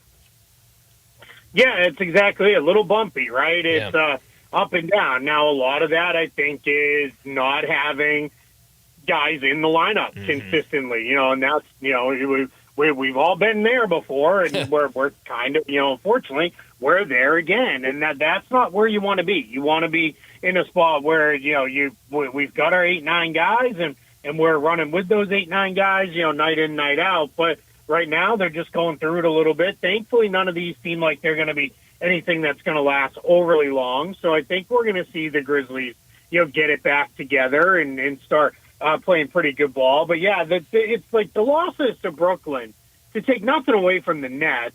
Like, they're playing really well right now. Are. But those are the ones you got to get rid of, right? Like those are the ones you can't you can't be having 10, 15 of those in a year. So you're going to have enough losses against really tough competition that it's those ones against the bad teams. Those are the ones you need to get off the record book. But for now, it kind of is what it is, and they'll figure it out as they go. Yeah. Hey, Keith, this is Darian. So, Jalen Wells, the surprise of the NBA. Brian read earlier where the NBA rankings had come out so far for the rookies, the best rookies, and needless to say, he's at number 3 behind his teammate, who's number 1 in Big Zach Edey. So my question is Wells is playing right now, knowing what we know, what Gigi Jackson is, what Vincent Williams is, now we're looking pretty stout on the wings. So at full strength, when this team comes all the way back together, does Jalen Wells changes the rotation at this point? Or does he just kind of, take a back seat when these guys get back?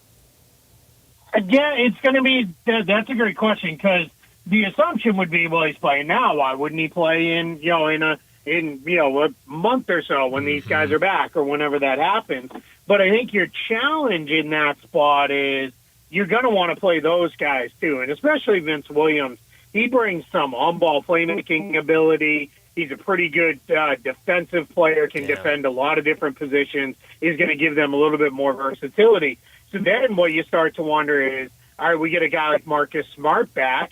Rather than asking him night in, night out, hey, defend much bigger players, maybe you say, hey, you know what, we're going to make you kind of like the third guard in the rotation, and we're going to work it that way. And that's the way it goes. And that's how you free up room for Wells and Williams and maybe Jackson to come in.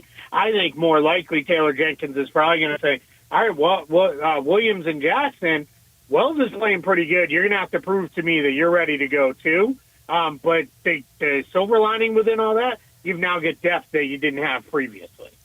And Wells is giving you right now 26 minutes a game.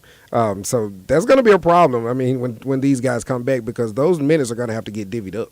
Yeah, absolutely. Yeah, absolutely. I'll say this too: is this is where we all get all excited about, hey, this is awesome. This young guy is playing really well that we didn't expect, and we've got these other guys. Until it becomes a bunch of guys saying, hey, coach, where are my minutes? Like, what is going on here? I want to play too. That's where that, it's a good problem to have right up until it becomes a bad problem to have, because guys are cranky about a lack of time. So that's just going to be something Taylor Jenkins is going to have to, sort through. But I bet if you could kind of pour maybe you might not even pour truth serum into him. He might just answer this one direct. I bet he'd rather say, I'd rather have too many guys than what I've been dealing with the last 2 years of not enough. Oh, absolutely. Tonight, Grizzlies back in action against the Lakers. Lakers come in 4-3 on the season, but they're also coming off maybe a head-scratching loss against the Detroit Pistons. Anthony Davis got a little banged up in that game. He's listed as questionable today. Rui Hachimura has been upgraded from doubtful to questionable for tonight's game. What do you expect to see in this matchup tonight? Yeah, it should be a fun one. I think it'll probably be pretty close. The Lakers are at the end of a long road trip. That last game at the end of a road trip. Sometimes that team, if you can jump on them, you can sometimes get them to say, "All right, let's just call it and let's get home here." And that maybe that's going to be something that we see with Memphis, where they come out. The interior battle is going to be a lot of fun because it's so far for the Lakers. It's Anthony Davis against the world.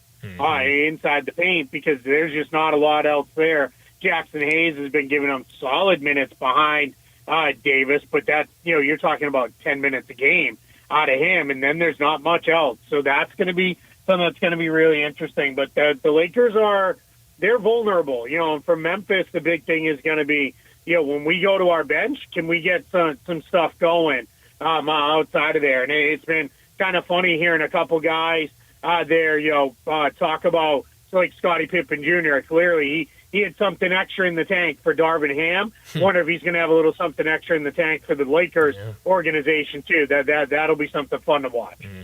Hey, Keith, you just brought up the back against the world, and I believe that's where Ja Morant was last year when it was just his back against the world, and he against everyone. Right now he's back and he's playing, to me, a lot more mature basketball. What do you see as the difference, or what do you see as compared to last year, a difference in his game this year? Yeah, it's funny. I like to use the term all the time, slow down to go faster. Then I think with John Moran, what you've seen is he slowed down to go faster. And what I mean by that is he is now playing a much more composed game, and that's allowing a lot more things to come for him, where with his first couple of years in the league, everything was, I'm going to overwhelm you with my speed and athleticism. If I'm either going to blow by you and then jump over you, or I'm just going to leave you completely in my dust and not need to jump over you. And that's where, for John Moran, now what you're seeing is, all right, I can play a little I don't have to, blow by guys every time. I can keep a little in reserve. I can make plays that way, and that's been really good. You're also seeing a much greater understanding of my job as the point guard is I'm always going to have the ball and be able to get mine. But if I want to go where I want to go with the team, I got to get other guys going. I got to get them touches early. I got to make sure they're seeing the ball enough. And that's the kind of fun growth when you watch night in, night out with a guy over a period of years to see, man, this guy is, he really is figuring it out now. And that's huge for him and the Grizzlies as things go along.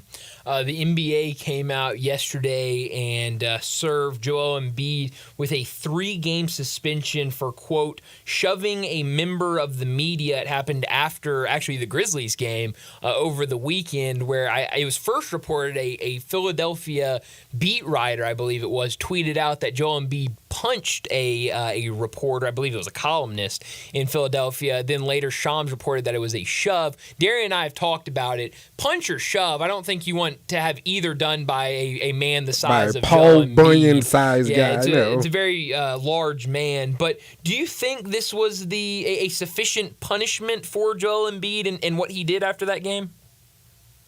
Yeah, what was interesting was in the NBA statement, I'm very much paraphrasing, but they basically said after, the offensive things that were written or something like that, I think that was the league leaning into what was written was gross, and we didn't like it either. And we're in a spot where that's not cool, so we understand what he did, but also you can't do that. Right? It's we can't have people putting hands on each other because they don't like something somebody wrote about them, something somebody said about them. If that was the case, you might as well just close these locker rooms. To the media, because there's stuff like that all the time.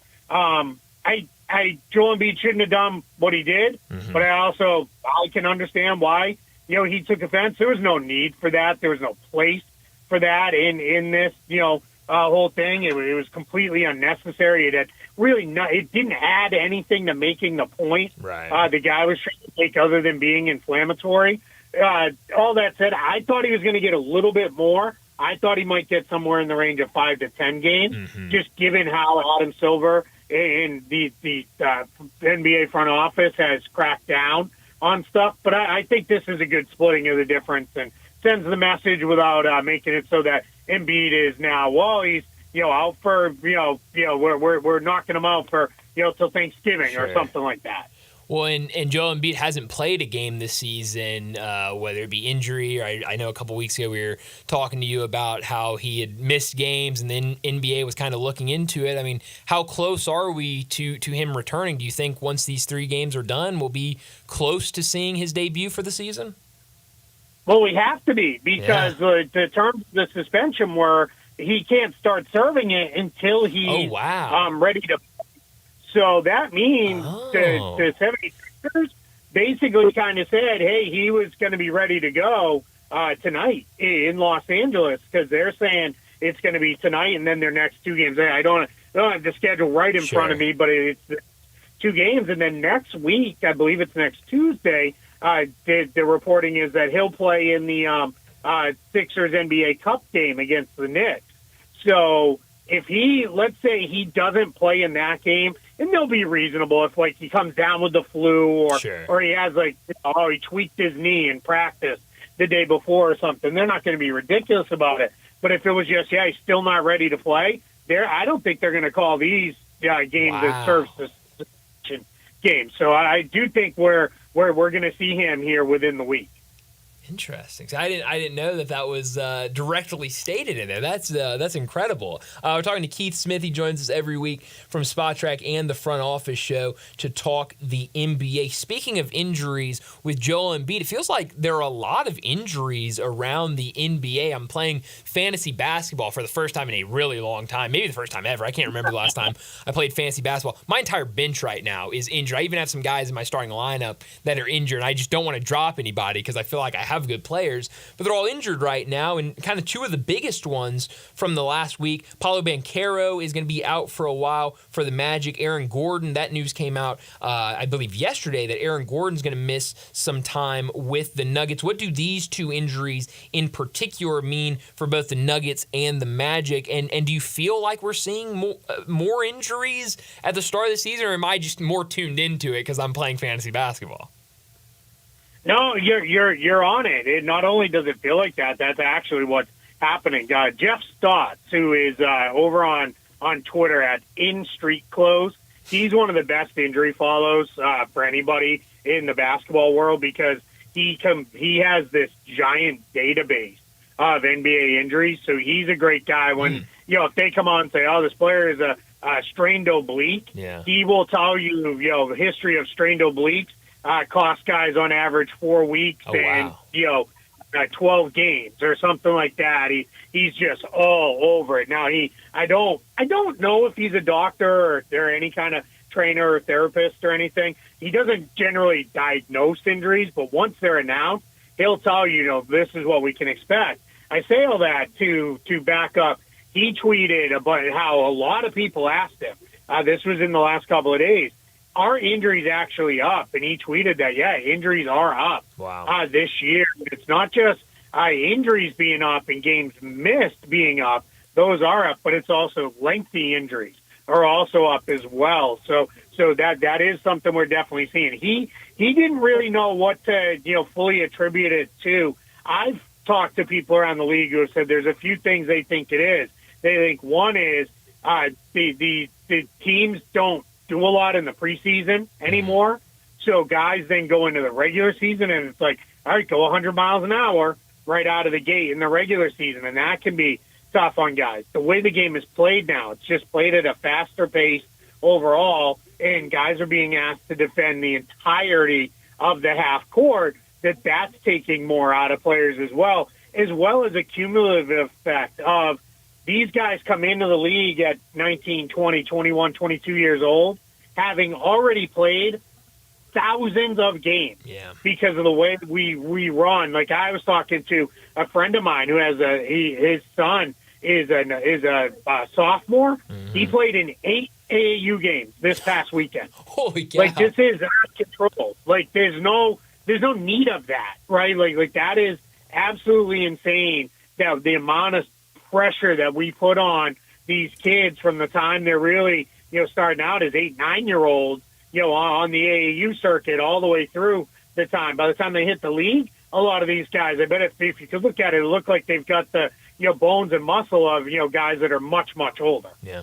Hey, Keith, so the Cooper Flag Sweepstakes, I want to talk about that. We fully expected the teams like the 1-6 Jazz to be in play for it. But when you look over to the Eastern Conference, you have 2 teams with 1 win, being the 76ers and the Bucks. I'll give the 76ers injuries, so on and so forth. But my question to you is, what's wrong with the Bucks? They still have not, fulfilled all of the promises and expectations that came with getting a guy like Damian Lillard. But why are they at this moment in the Cooper Flag Sweepstakes? Yeah, they look old. Like, that's the easiest explanation I can give. When you watch them play, they are not. They're awful defensively. And we knew their defense would probably be somewhere around the middle of the pack on the high end. But we expected, all right, but that'll be offset by an offense that's in the top 5 to maybe top 10. And that hasn't materialized. Damian Lillard and Giannis, we're now in year 2. They are not a good fit together. This is the cautionary tale. Brian knows this because I've been saying this for years. It's not about collecting talent in the NBA. It's about collecting talent that fits together. And what's happened with the Bucks is, Dame's awesome and Giannis is awesome. Together, they're not great, though. Giannis does not want to be a screen and roll guy as far as setting screens and then rolling hard to the basket. That's just not who he is. It's not how he plays. He wants the ball in his hand. Dame is not one of these guards that's like, hey, I'll get in there instead of screen and play pick and pop off a big man who can handle. So their 2-man actions are, not only are they not very good, they don't even really exist because they just don't run them. So then you put 2 guys on the floor. They can't run actions together. It's a lot of, all right, it's your turn. It's my turn.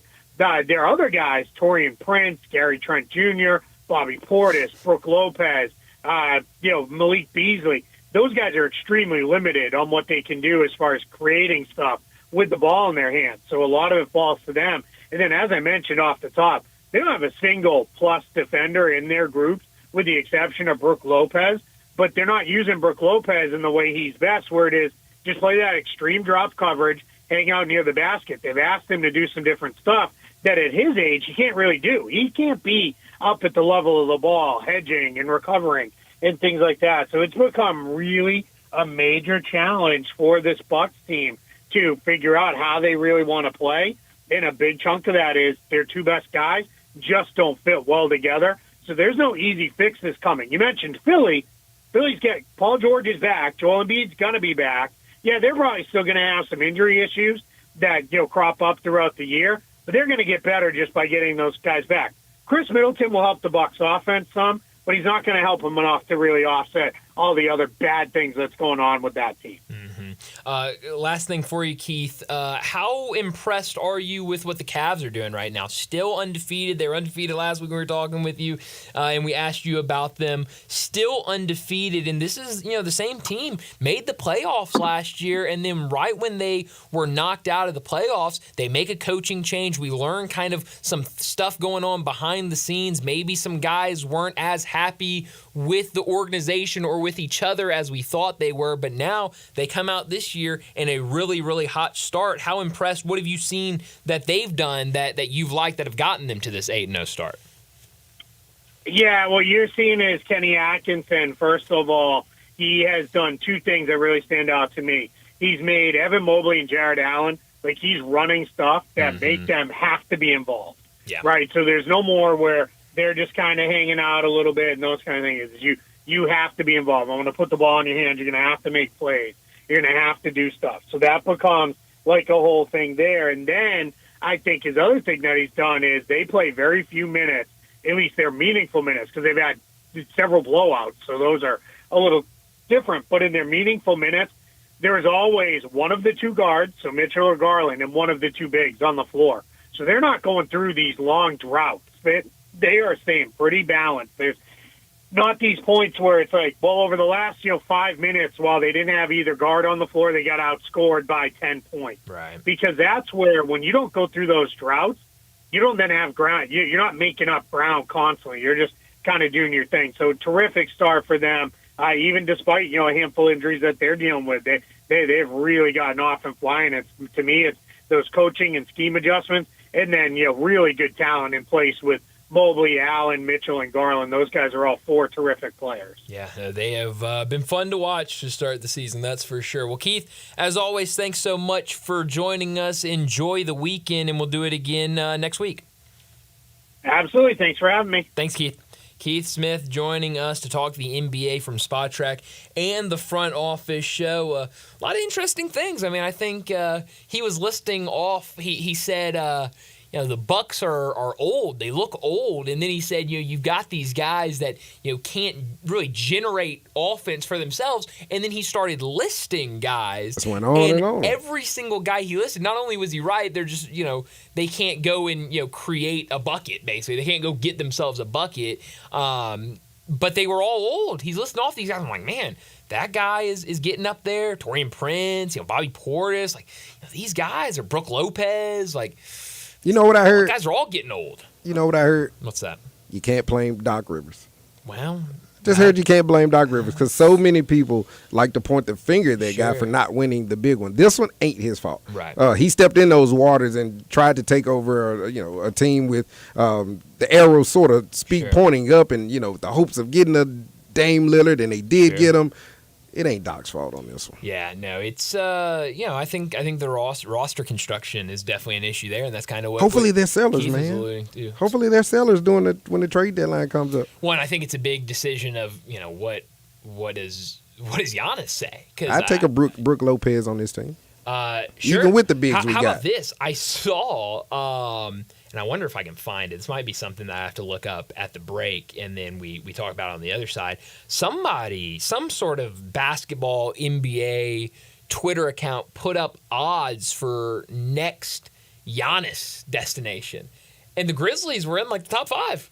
As they should be. I've always said that, especially when we had the big four, the Mike Conleys and Zebos and all that good stuff of the world. Mm-hmm. When those free agents were moving around, all we were missing was a 3. Yeah. And not to say it because he's here, but you always had if LeBron ever got next to Zebo and Mark, and that's a championship team. That's not a question. That's an answer. Mm-hmm. But I've always said that we've had a pretty attractive team as far as when you want to drop one of those big superstars here. Just hadn't happened yet.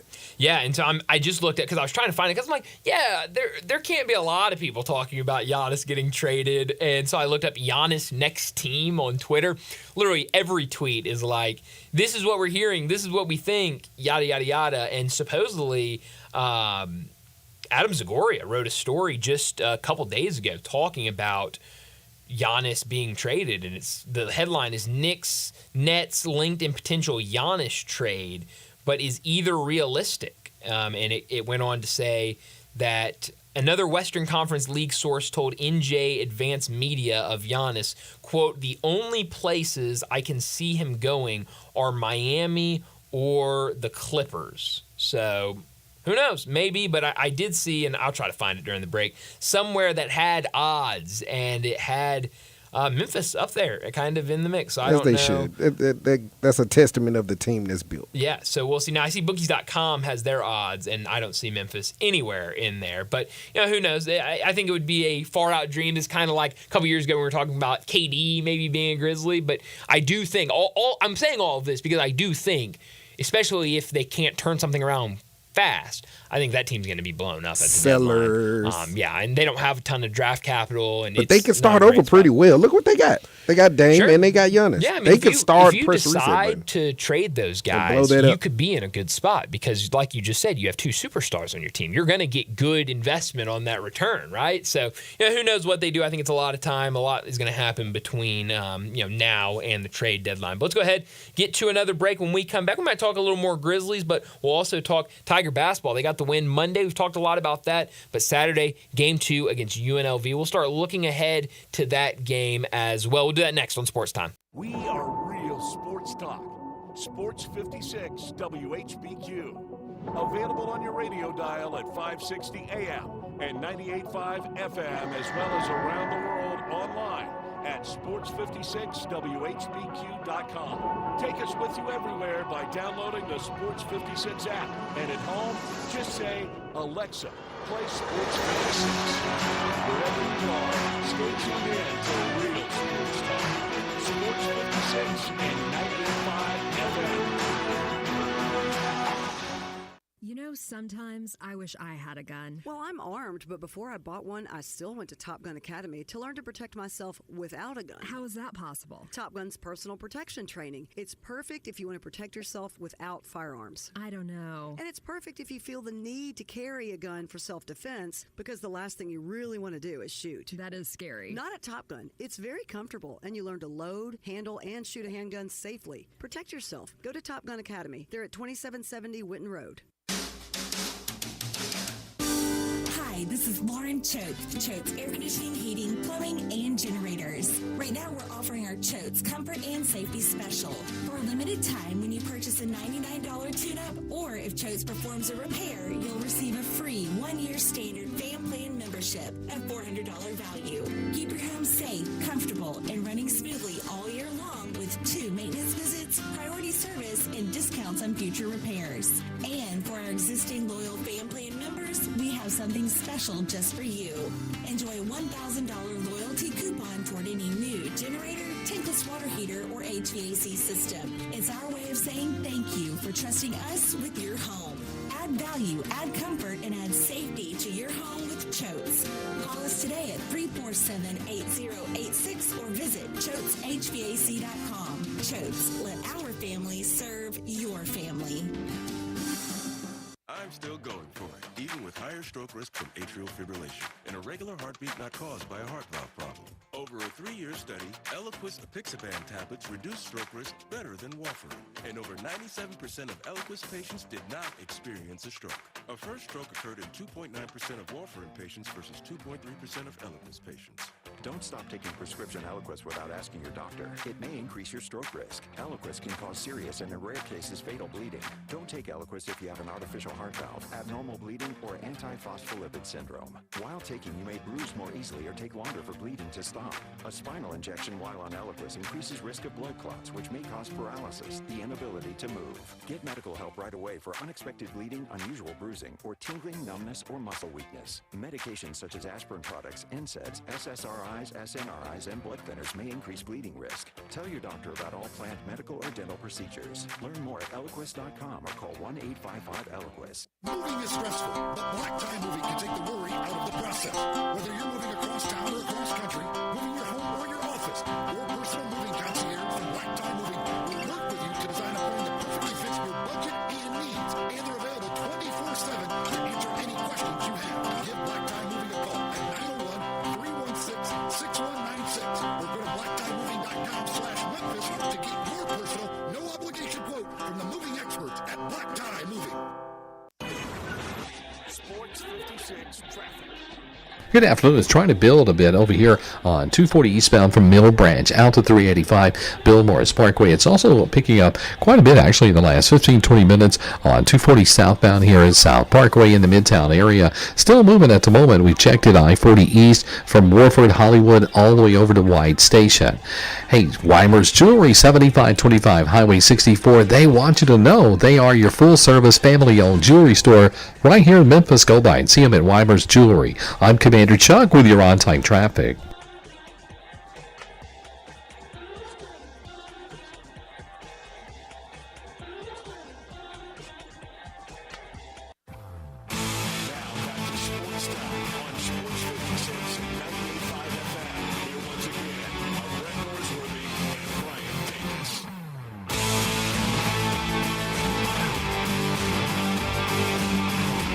Welcome back into Sports Time. No Brett today. I almost said Brian and Brett. Bryant and Darian with you today. Brett out. He'll be back tomorrow to wrap up the week with us tomorrow and Friday, just taking some vacation days. But let's talk Tigers. We've talked some Grizzlies. Tigers don't play again until Saturday.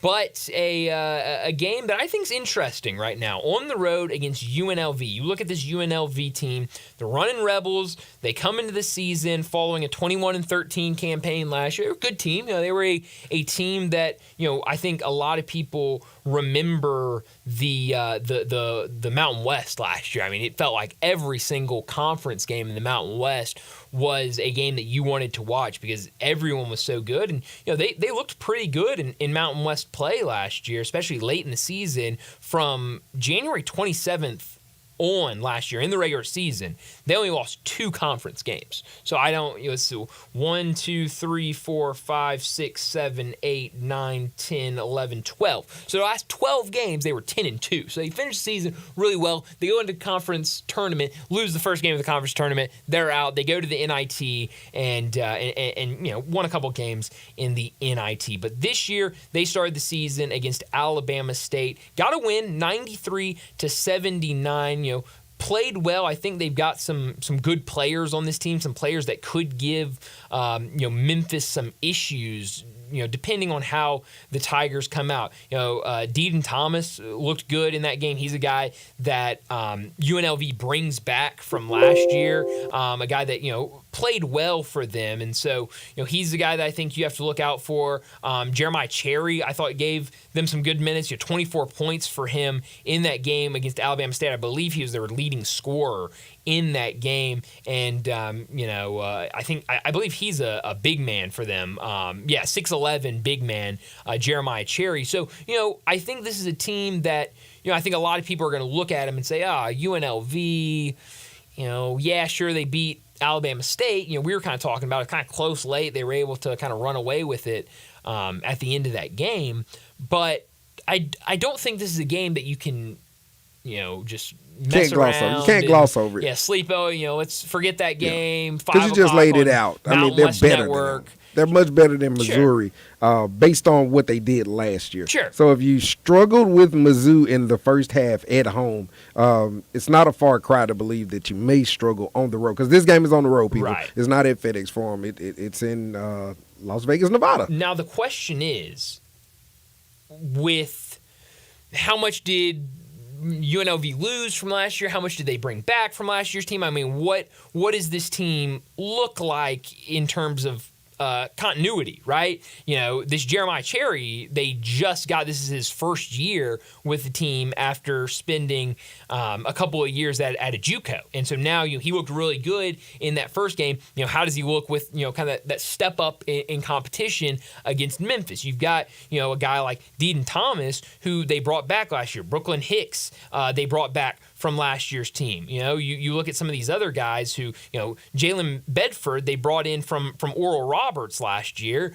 Julian Rishwain, is a guy that has played at several different schools before this season. So, I think Missouri brought in a lot of talented pieces last year, but it feels like maybe UNLV maybe has a little more continuity to their team as a whole. But I think that's going to be the story of college basketball, is all of these teams are going to be fairly new. You're not going to run into many teams that have a bunch of guys from, year over year, and look at this team, all these guys are 4-year guys. But, who are those leaders? Do you have 3 or 4 leaders that have stayed around and you can get everybody on the same page a little quicker? But I do think road games are tough, and I think the way the Tigers won that game on Monday bodes well. I think it bodes well. I would say it makes it tough on the road, right? Okay, yeah, It bodes well in a sense of you beat Missouri. I think Missouri's going to be better, certainly, than they were last year. It's an SEC team. This isn't, a Division II school you're opening the season against, right? Like some teams did. This is a SEC team that you beat at home. But you think back to that game on Monday where it was offense really couldn't get anything going. You really had to lock down defensively in the second half and make shots late to come back and win that game. How does that translate on the road? Right? I was just holding on to the halftime. Sure. Where what was it? PJ, was it Haggard? No, it was Tyrese Hunter. Hunter who did the calling out. Yes. That's what, I think I got, maybe my apologies. That's what I was holding on to. Sure. Hopefully that goes forward, that we kind of shook off that first half, beginning of the season, yada, yada. And I think that's another question, right? Like, can we, and we talked to Matt Infield about this on Tuesday, can we see 35 minutes of what we saw in the second half? I think we've seen this team respond well. You go back to the Alabama exhibition game, they responded well in the second half. Certainly in that first game against Missouri, they responded well in the second half. What does that look like when you don't have your home fans behind you? Because I think smarter people will tell us that's coaching and effort. Sure. Both of them. Sure. And so, can you get that on the road, I think is a question. And, we'll see. I think it's, Saturday's going to be a good tell on what this team will be. Right now, Kim Pom, who I live by what Kim Pom says when it comes to college basketball, he has this a 2-point win for the Tigers on the road. So a lot of people have been talking about, what does this line open up as? Is Memphis a favorite? What's that line of? I don't know. I would think it'd probably be pretty close, but Kim Pom would have them, I guess, based on his ranking or his release as maybe squeaking one out. He has as a toss-up, basically. 2 points is a toss-up, I would say. So I think it's going to be an interesting game. I think the Tigers have a really good chance of winning this game, but it's just going to be how do they execute. This is a team, obviously UNLV shot the ball well, put up 93 points against Alabama State. This is a team that I don't care who you're playing. You put up 90 points. That means you can score. You've got some scorers on your team. And so, they looked good. And, so I think the big question will be defensively, they weren't that great. Again, almost gave up 80 to Alabama State. And so how can Memphis score? Because I think this is going to be a team that I think the storyline throughout the season this year is after games, we're going to come in here and say, man, Memphis kind of struggled to shoot the ball last night. I hope we don't. I hope it picks up. But based on what we've seen in both the exhibition games and then in that first game, I think that's going to be kind of a storyline throughout the season. And so, how do you shoot on the road? And not only that, Coach Penn, shout out T-Money. He told us this at the beginning of the season. This is not the scoring team that he wants. It's going to be the lockdown defense. Yes, he said that. So we have to keep that in mind. He's already said it.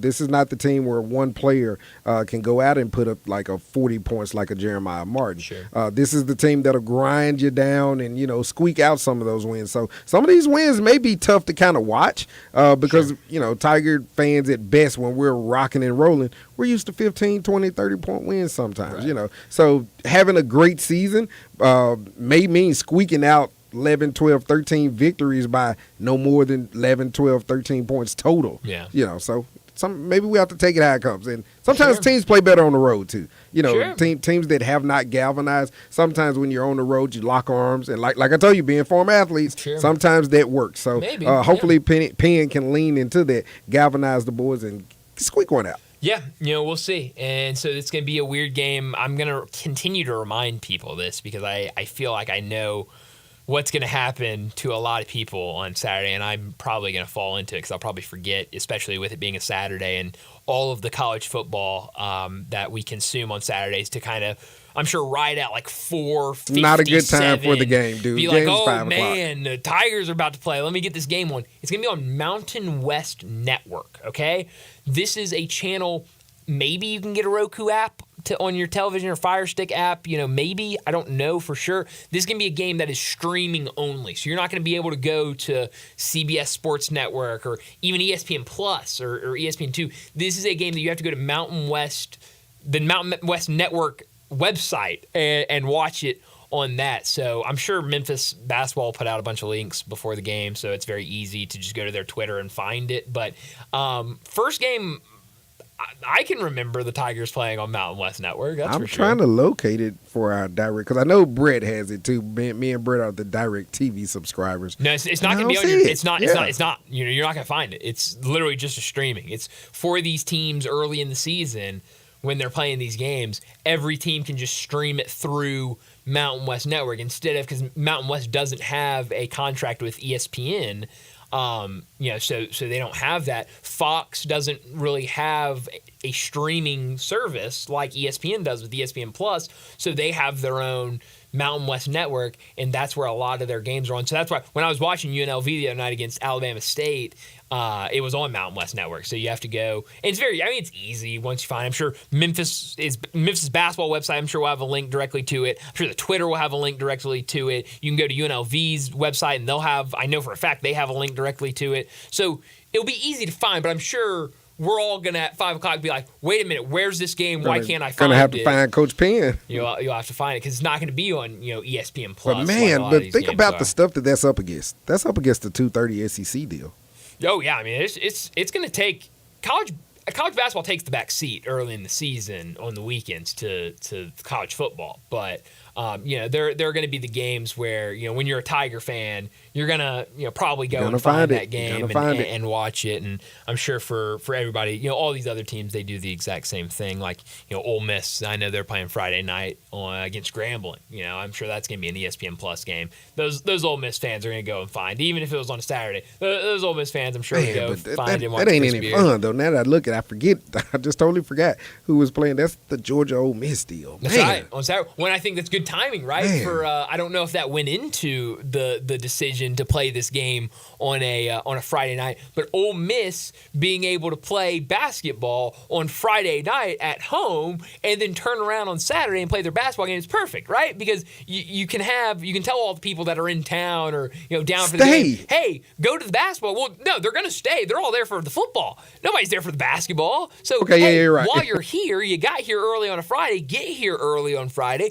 Go and support this top 25 basketball team. Is it still a tab pad? No. Not the tab pad. No, man. Tab pad's been. I mean, they still play there every I think they try to play one game a year there, but yeah, no, it's in the past. We're moving on. It's my John Harden coming out. That's right. But yeah, I mean, so I think that's a good spot for Memphis. Like Memphis fans, it'll be if you're like a diehard Memphis, I'm just going to watch them, or I'm going to make sure a point to watch them. You're not going to have any overlap with Tiger football Friday night, which we're going to talk Tiger football probably at 5:30. Kind of get into this game Friday night against Rice as it's quickly approaching.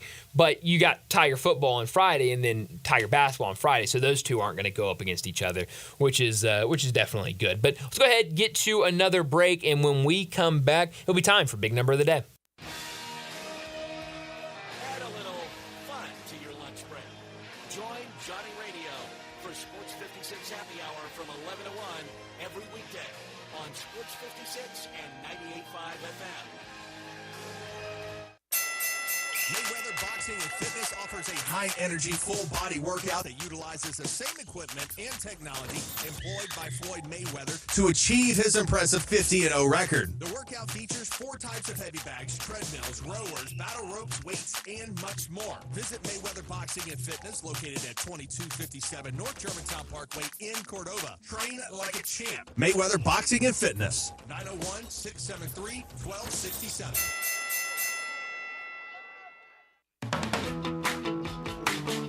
Family Leisure needs your help. Family Leisure has inventory they've got to move because you know what season is coming up. So why wait? You can complete your ultimate game room with a new pool table, a new shuffleboard, new arcade games, or just get all of them. Tons and tons of theater seating, overstocked and priced to move. 'Tis the season for fire pits, and all fire pits at Family Leisure are 20 to 30% off. You say you didn't get a spa this year? Well, say no more. Spas are in stock and they're ready for delivery and up to $1,500 off. These are just a few of the deals happening right now for a very limited time. So come on, check out their gigantic showroom. You never know what kind of deal you're going to find at Family Leisure, Whitten Road at I-40, where family and fun come together. Napa Cafe celebrates 26 years in 2024. Hi, I'm Glenda Hastings, owner of Napa Cafe, and I want to thank you for making us part of your dining experiences. If you are a first-time guest or have dined with us countless times, I want to thank you for making us part of your lives. Whether you're celebrating with the crowd or planning a cozy date night on the town, Napa Cafe can provide you an extraordinary evening. We have 5 dining rooms, including our private wine cellar, our Jan's room for 2 guests, and the Eleanor room for parties up to 60. Sit back, relax, and celebrate. Leave the cooking to us. Come see me at Napa Cafe, 5101 Sanderlin Avenue, We're open Wednesday through Saturday for dinner starting at 5 o'clock. We also offer curbside pickup from our full menu. For details on our stay-in, dine-out menu or reservations, visit our website at napacafe.com. Come join us as we celebrate 26 years of Napa Cafe in 2024. We can't wait to serve you. Hi, this is Troy Five-Ash, owner of Five-Ash Roofing. Did you know there are so many roofing companies in Memphis that I don't even know them all? So that begs the question, which one should you choose? So I thought I'd give you a little background about me.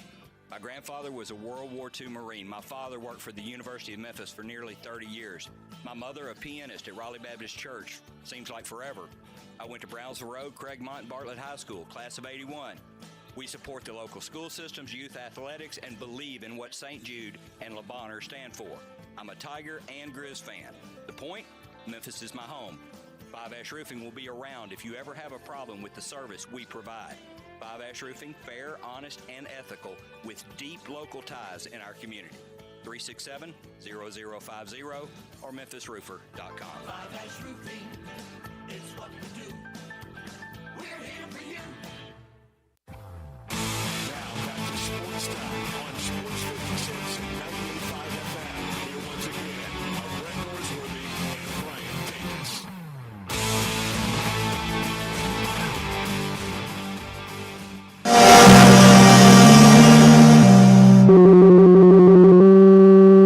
Big Daddy. Hello, Big Brand. It's a guy, he wants to be big, then he gets big, he doesn't want to be big anymore, then he gets small, but the suit's too big. Big Daddy. The big boy. You're a big guy. I think she's trying to pull a fast one on Big Daddy. The big number of the day. Well, Darian, my big number today is the number 2. We talked about the college football playoff rankings, the first ones of the season being released last night. And Oregon, they were the number 1 team. The committee decided they're also number 1 in the AP poll. So I don't think that was a big surprise at all to anybody. But here, how about this number? 2. In the 10 years of the college football playoff era, only 2 teams won the national title after securing the first number 1 college football playoff rankings of the season. Only 2 times in the 10 years we've had the college football playoff. It's only happened twice. The 2 years, back-to-back years, 2020 when Alabama scored the first number 1 ranking and then went on to win the national championship. And then 2021 when Georgia did the same exact years. All the other years, let's go back all the way back to 2014. Remember 2014 when Dak Prescott was the starting quarterback for the Mississippi State Bulldogs? They were the number 1 team according to the college football playoff poll. Well, Ohio State ended up winning the national championship that year. Now, this is where it gets funny because you remember all of those years where it was, Alabama, Clemson, Alabama, Clemson, Alabama, Clemson. 2015, Clemson was the number 1 ranked team in the first poll. Alabama ended up winning. The next year in 2016, Alabama was number 1 in the first poll. Clemson ended up winning. 2017, Georgia was ranked number 1. Alabama ended up winning the national championship. 2018, Alabama was number 1. Clemson ended up winning the national championship. 2019, Ohio State was number 1. LSU ended up winning. I already mentioned 2020 and 2021, the only 2 years we've had number 1s win after the first college football playoff, Alabama and Georgia. 2022, Tennessee was number 1 at the first ranking release. Georgia won it, and I'm sure a lot of people remember last year's winner. Michigan won the whole thing, but it was Ohio State that was number 1 for the college football playoff after the first poll was released. So some interesting things there. I guess history will tell you, and that was in a 4-team conference college football playoff. You'd think better chances with 4 teams. Now, I guess harder to get in because you got to stay in that top 4, but if you got in, you have a better shot of winning because you only have to win 2 games. Now it's going to get a little more difficult with the 12-team playoff. Oh, totally understand. Look at you coming out hard and heavy, man. I'm going to stick with the NBA on this one. I'm going to go with the game tonight. My big number for today is 116.1. Okay. It's kind of taking us down the betting alley. So right now, the Memphis Grizzlies is 3-1 against the spread and 3-1 overall when it gives up fewer than 116 points. The Grizzlies have totaled just 17 more points this season against their opponents. League low. Wow. 2.1 average per game in wins. While the Lakers have been outscored by 16 points, 2.3 per average per game per differential. So the key tonight is hold the Lakers or whatever opponent you are playing less than 116 points. For my taste, that's a lot too many to kind of live on the margins on. You can't you can't make it to the playoffs, obviously, giving up 116 points. But right now, when they give up a high number like that, 116.1 or fewer, the Grizzlies are 3-1 against the spread and 3-1 overall. So don't let them put the ball in the basket. Sure, that makes sense. And, again, kind of depends on what that rotation looks like tonight with the Lakers based on injuries. I haven't seen any updates. I'm sure, we'll probably maybe get one towards the end of the show, maybe right before we get out, maybe a quick update on some of those guys that are listed as questionable for the Lakers. But certainly if you're without AD and even Rui Hachimura, that... Can I use the term? He was a Grizzly killer. Like last year, regular season. He had the big game here last year. One even in the playoff before that. I think in the playoffs too, right? He was really good in the playoffs. So I guess he was going there. And I forget the name Brett gives him, but it's like Brett has name? Rui Abdur-Jabbar or something like that. Like I don't it's Rui Abdur-Jabbar. Or like I forgot what he called it. He had him and Austin Reeves. He gave them like the last names of the all-time greats that have played at the Lakers. Like, that's how they were playing. I wouldn't go Reeves, but definitely Rui, because I think Rui, 20 points plus every time he plays? But it was like that playoff, it was like both of them. It was like one or the other. Every single game was the one getting you. So, okay, Rui can be in there. Rui, but certainly you look at the guys that have made the impact on the offensive end, it's been AD and Rui is probably top 4 right now in offensive production. Seems for like the Lakers. They've done less talking about who's the leader, and just let the play on the floor kind of be the leader, because all that conversation about when will AD take the torch, it's kind of like the game phase, or like you said, what is a Grizz killer? So when do you know he took the torch? Right. It's not going to be said on the floor verbally. It'll be done physically. So. Definitely. And hey, what I've seen from the Lakers this year, I've liked. I think JJ Redick has done a really good job. It'll be fun to see that matchup tonight between the Grizzlies and the Lakers. Let's go ahead, wrap up this hour, and get to a break. When we come back, we're talking college basketball. Kevin Sweeney from Sports Illustrated, he's going to join us next. We'll recap these first 2 days of the college basketball season, also his thoughts on the Tigers' first win over Missouri. We'll do that next on Sportstime.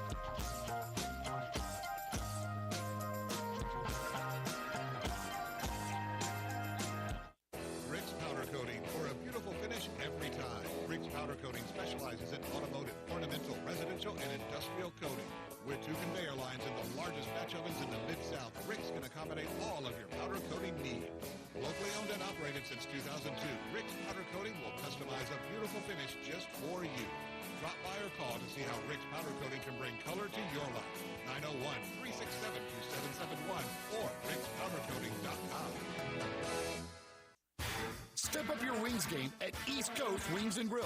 With 60 wing flavors and 7 heat indexes, do you have what it takes to turn the heat on your wings up to insanity? East Coast Wings and Grill is family friendly with a large variety menu to satisfy the whole bunch. Sign up today for their loyalty program and taste the rewards. For every dollar you spend, you collect a point. Earn 100 points and receive a $5 reward.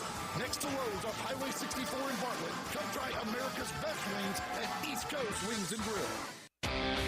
Visit Frontier Western Store today for new shirts and boots. Frontier is your top Carhartt store in the Mid-South. There's thousands of in-stock shirts and jeans. They have the classic K87 pocket tee in every color they make, including new ones just released. Available small to 4X. Want new jeans? Frontier has you covered with super tough work in them by Carhartt. And you've got to check out their selection of Ariat jeans for men, women, and children. You'll love how easy it is to find the size and style you need. Have you seen Frontier's remodeled world-famous boot showroom? It continues to expand. New styles by Ariat just arrived, plus plenty of in-stock proven classics too. Whether you need work or dress boots, trust that Frontier's the place to come. See thousands of pairs of Ariat boots and thousands more by Dan Post, Corral, Durango, Rocky, Twisted X, and others. And Frontier's pricing is lower than online and chain stores, so you know just the local shop to visit. Frontier Western Store, 5880 Goodman Road in Olive Branch, and on the web at frontierwesternstore.com. Locally owned and operated since 1967. Broadcasting from the Family Leisure Studios, we are Sports 56, WHBQ Memphis, and W253DF Memphis. Sports 56 traffic. Town area, right on schedule actually on 240 southbound at South Parkway. It's trying to get a little bit busy. Certain sections of Sam Cooper going outbound, trying to work your way back towards the interstate. There's been a few wrecks over in the Collierville area this afternoon. That's being cleared up right now. It's still moving at the moment though as you come off 240 onto 385 Bill Morris Parkway there going outbound. Hey, Weimer's Jewelry located 7525 Highway 64 is your full service family owned jewelry store right here in Memphis. I'm Commander Chuck with your on-time traffic.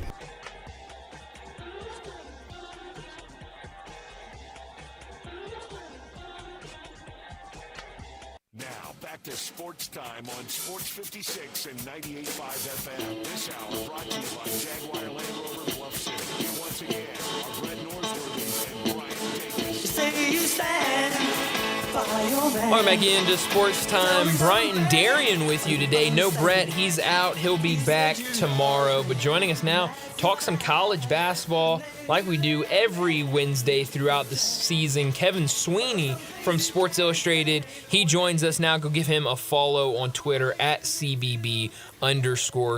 Kevin, thanks so much for joining us. 2 days into the season, day 3, I guess gets kicked off right now. We've got a couple games that start at 5 o'clock. But through the first couple of games, or first couple of days, how many games have you watched and who's impressed you through these 2 days? Yeah, I've watched a lot. Appreciate you guys having me as always. Have not been to a game yet. I was posted on the couch on Monday. It was overwhelming. Yeah. But the first day of the season always is. But there's so many games going on at the same time. It's hard to keep track of everything. I think obviously the Gonzaga Baylor game got the most attention, and for good reason. Very impressive showing for Gonzaga, and equally concerning showing for Baylor. But yeah, across the board, just trying to take away as much as you can, find trends, see which freshmen and transfers are overperforming, underperforming, and start learning things as we work our way through the year. Yeah. Well, you mentioned that Gonzaga game, and I was I don't even know if it was halfway into the first half, and I'm texting buddies saying, I think it might be Gonzaga's year. I think they can do it this year. And all of my buddies are texting me back, you say this every year. I always for some reason, start loving Gonzaga at the beginning of the season. I mean, they're always a good team, just can't get it done, the big one done with the national championship. But they looked really, really good. So do you think, and you kind of mentioned it there, do you think this, I guess, does this mean more for Gonzaga as a really good team, or maybe we overestimated this Baylor team? I think we knew Gonzaga would be good. Mm-hmm. They brought a lot back, added a couple key pieces in the portal. They were very good down the stretch last year. We're playing like the top 10 or 15 team in the country by the time March came around. So I wasn't surprised to see them look sharp. Baylor was a bit concerning. They're just small. I think it's one thing to say on the roster, it's fine, they have all these really good guards, they can play small ball, it'll all work, and then you line up against a good team that has size and physicality, and you see how they struggle, especially defensively. And they got destroyed on that end of the floor. At the end of the day, Baylor will shoot the three better than they did in that game. They were 3 for 21. But that doesn't stop this from being a comfortable Gonzaga victory, even if they did shoot the cover off the ball. And I think that would be the concerning thing for me. Yeah.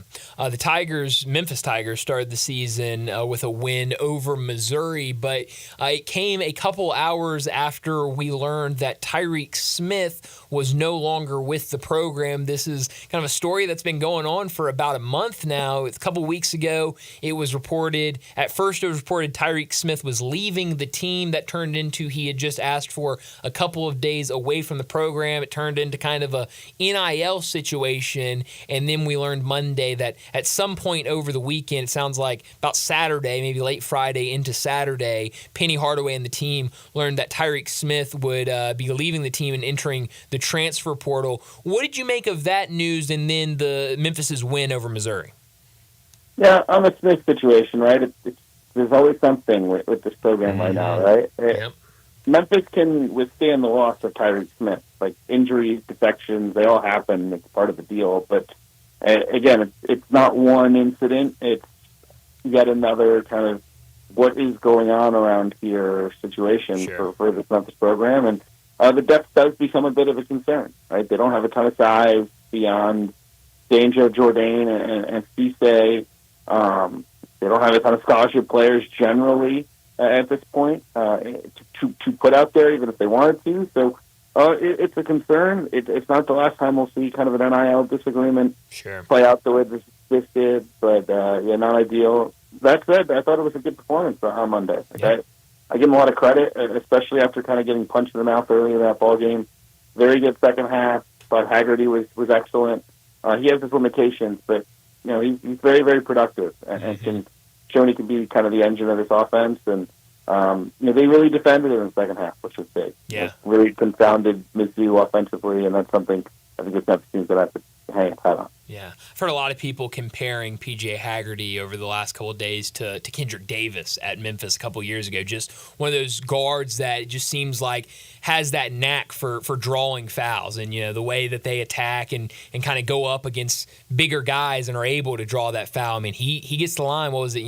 Top two. I think he was the second in the country last year at getting to the foul line behind Zach Edey, and it feels like he's probably going to be up there. And it feels like the Tigers will need him to be up there again this year if they're going to be successful. Yeah, he's going to live there. He did it at Tulsa. He did it obviously on Monday night. You can shoot 10 free throws a game, you're going to be one of the top scorers, not just in the conference, but in the country, right? And I'm not sure he'll shoot 10, but he might shoot 7 or 8. Sure. And that's a pretty darn good recipe. And again, I think the question was, how would it translate moving up? Would it translate to winning? And we've got one data point, but so far so good. Sure.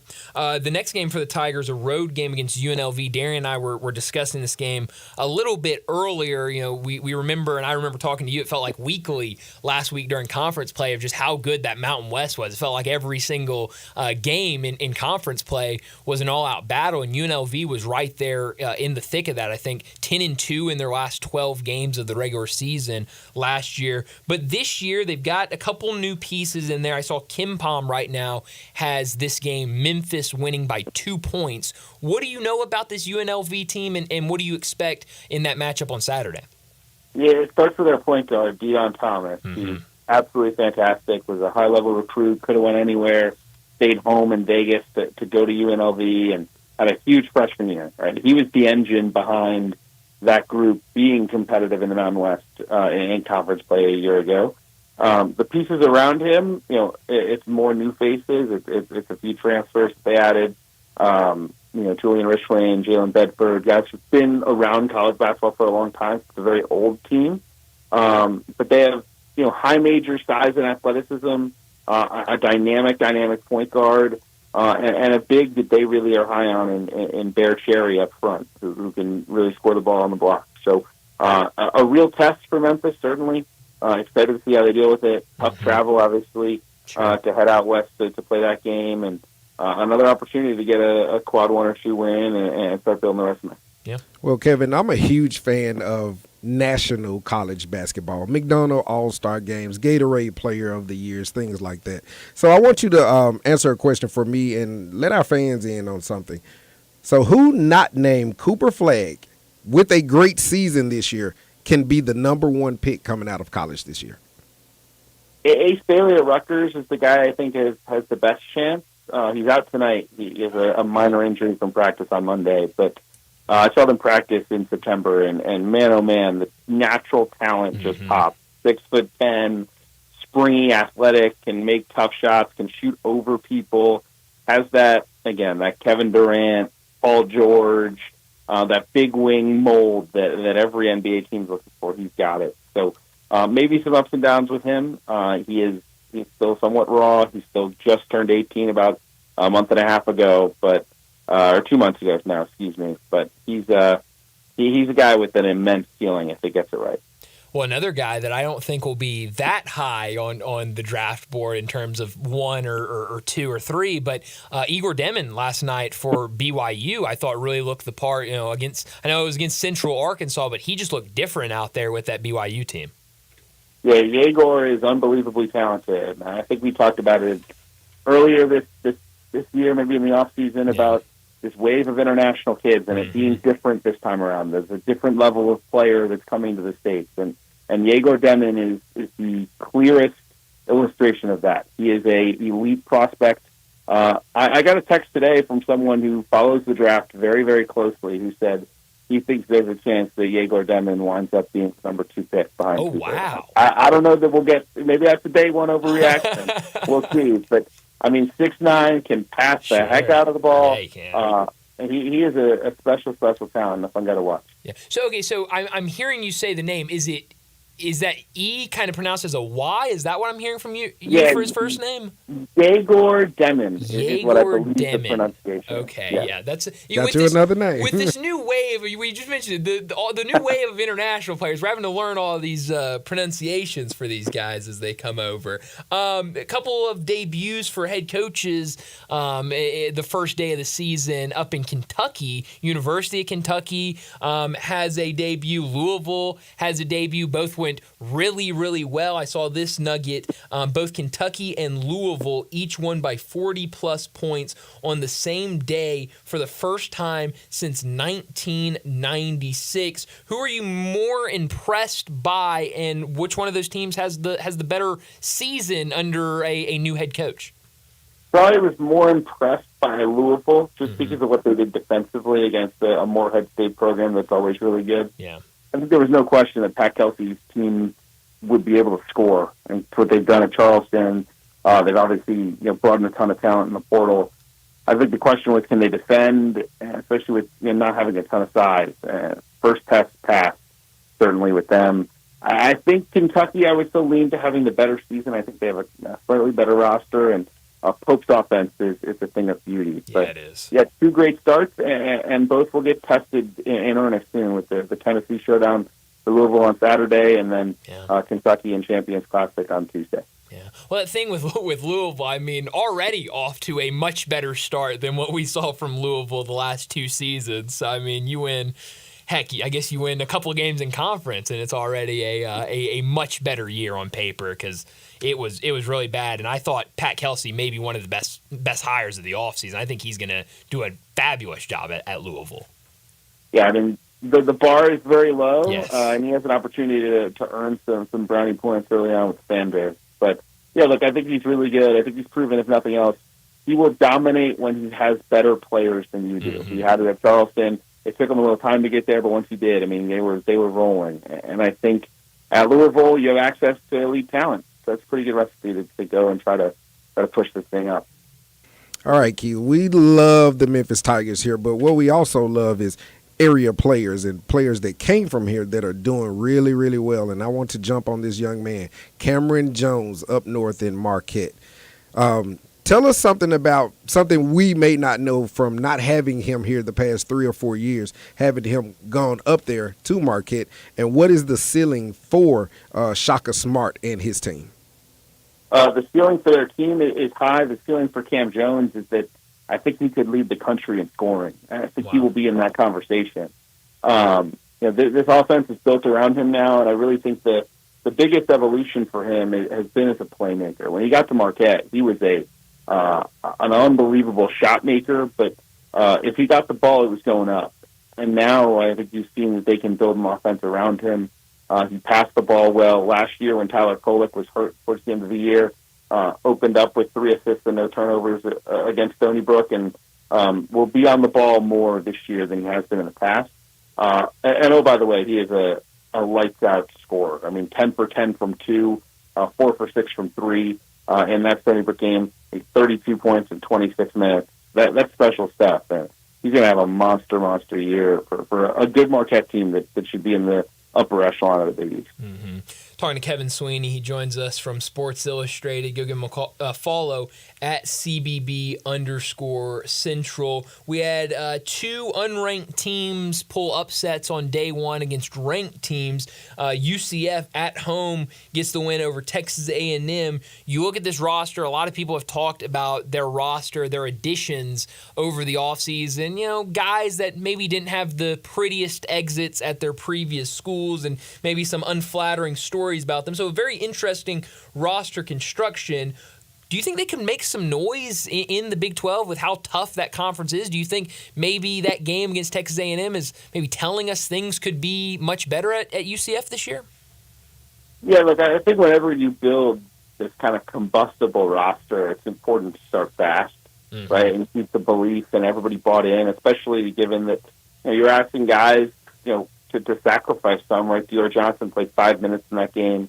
Mikey Williams was banged up and did not play, but is certainly someone that I think expects to have a big role, right? Those minutes have to come from somewhere. So those are big buy-in wins early. Now, one thing I'll say with UCF, they're not just those newcomers. Right. They brought back 2 guys, and Darius Johnson and Jalen Sellers, who each averaged 15 points a game. And I think pretty much anywhere else in the country, if you told me there was a high major team that brought back 2 15-point per game scorers, you'd be like, that's a surefire tournament team. Yeah. Where do I put them in the top 25, right? UCF has been sort of overlooked. And, I think it's possible that this thing blows up spectacularly, but I also think there's a chance that the talent level speaks for itself, and they've got enough experience and a solid coach in Johnny Dawkins to compete for a berth in the NCAA tournament. Yeah. Then another upset, Ohio State over Texas on a neutral site. They were out there in Vegas, kind of the appetizer game for the Gonzaga and Baylor game that was super late in the night.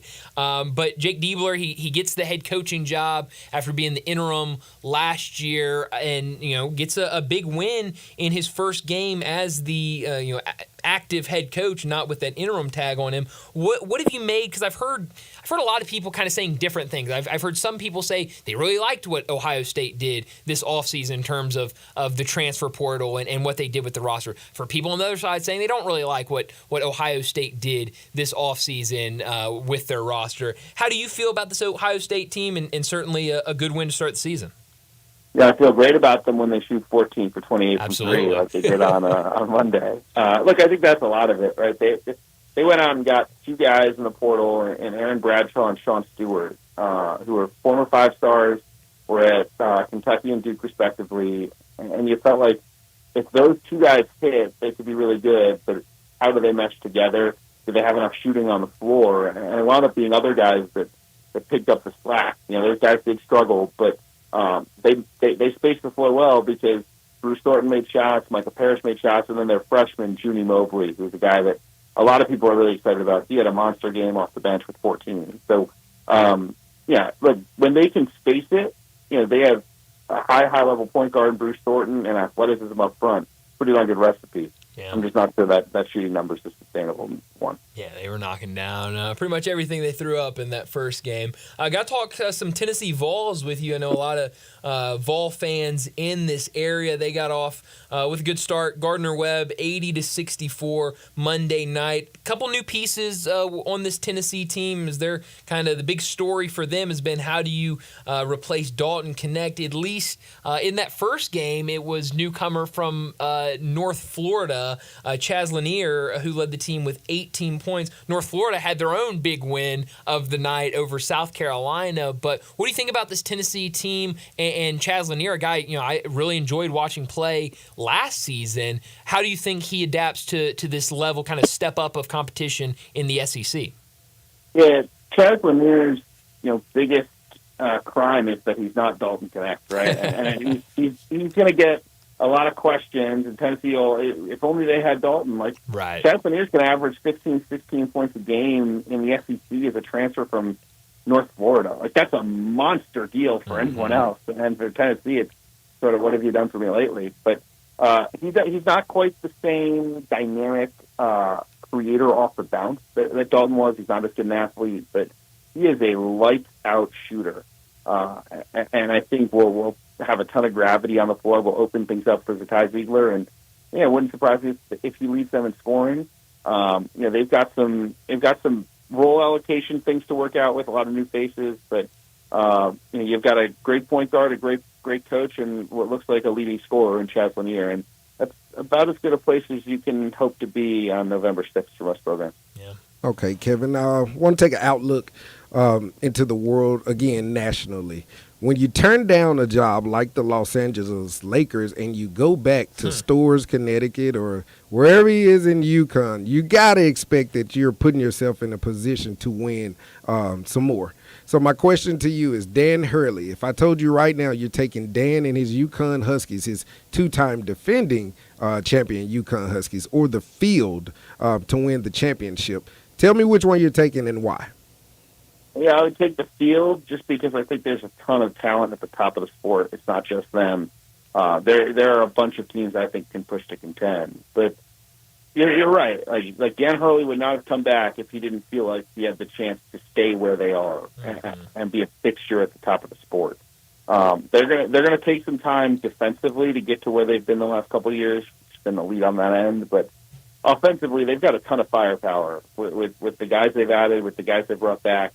The three-point shooting is electric with that group. They're going to be maybe harder to guard in some ways than they were a year ago once everything starts humming, which is a very scary thought for the rest of the country. And, I think you trust them to get better as the year goes on. Something they did a year ago, something they did 2 years ago, had that mid-season spoon and finished, obviously, with incredible flair. So, certainly optimistic about UConn, and we'll see them here coming up tonight against Sacred Heart to open the year. Mark Byington, the new coach at Vanderbilt, said in a press conference a couple weeks ago he wanted all of his players to play like they were point guards, act like point guards when you're on the court. A couple days before the season started, the Vanderbilt roster comes out, and every single player on the roster is listed as a point guard. Then they go out against Maryland Eastern Shore, and as a team, again, I understand Maryland Eastern Shore is who they were playing, but only one turnover for this Vanderbilt team on opening night. Maybe, I know Vanderbilt's shocking the world in football. Could Vanderbilt maybe make some noise in the SEC? Yeah, I'm a Mark Byington fan, certainly. I think he's done an incredible job at JMU, has built this Vandy roster very quickly into one that can contend or at least be solid. Again, very little to take from Maryland Eastern Shore. I think there's a chance that'll be the worst team in Division I this year. But as corny as the point guard roster thing is, if it gets some buy-in and belief, then it's a win. And I think you need guys in this day and age to think like point guards and process the game like point guards. It's not enough to have one guy that can think the game. You need five on the floor that can do it. And I think they have built that with their personnel. So we'll see if that translates to wins against better teams than Maryland Eastern Shore, but certainly a good start to the Byington era. Well, Kevin, any games in person for you before we talk to you again next Wednesday? Champions Classic Tuesday night in Atlanta. That doubleheader should be a ton of fun with Cooper Flag, Kansas, Kentucky and their newest group, and obviously Michigan State. So looking forward to that. Yeah, that'll be a lot of fun. We can get a in-person reaction the following day to this Duke roster with all of those really sounds really like solid a Final freshmen. Four he'll be at. That's right. Well, hey, Champions Classic. It's called that for a reason. But Kevin, as always, thanks so much for joining us, and we'll talk to you again next week.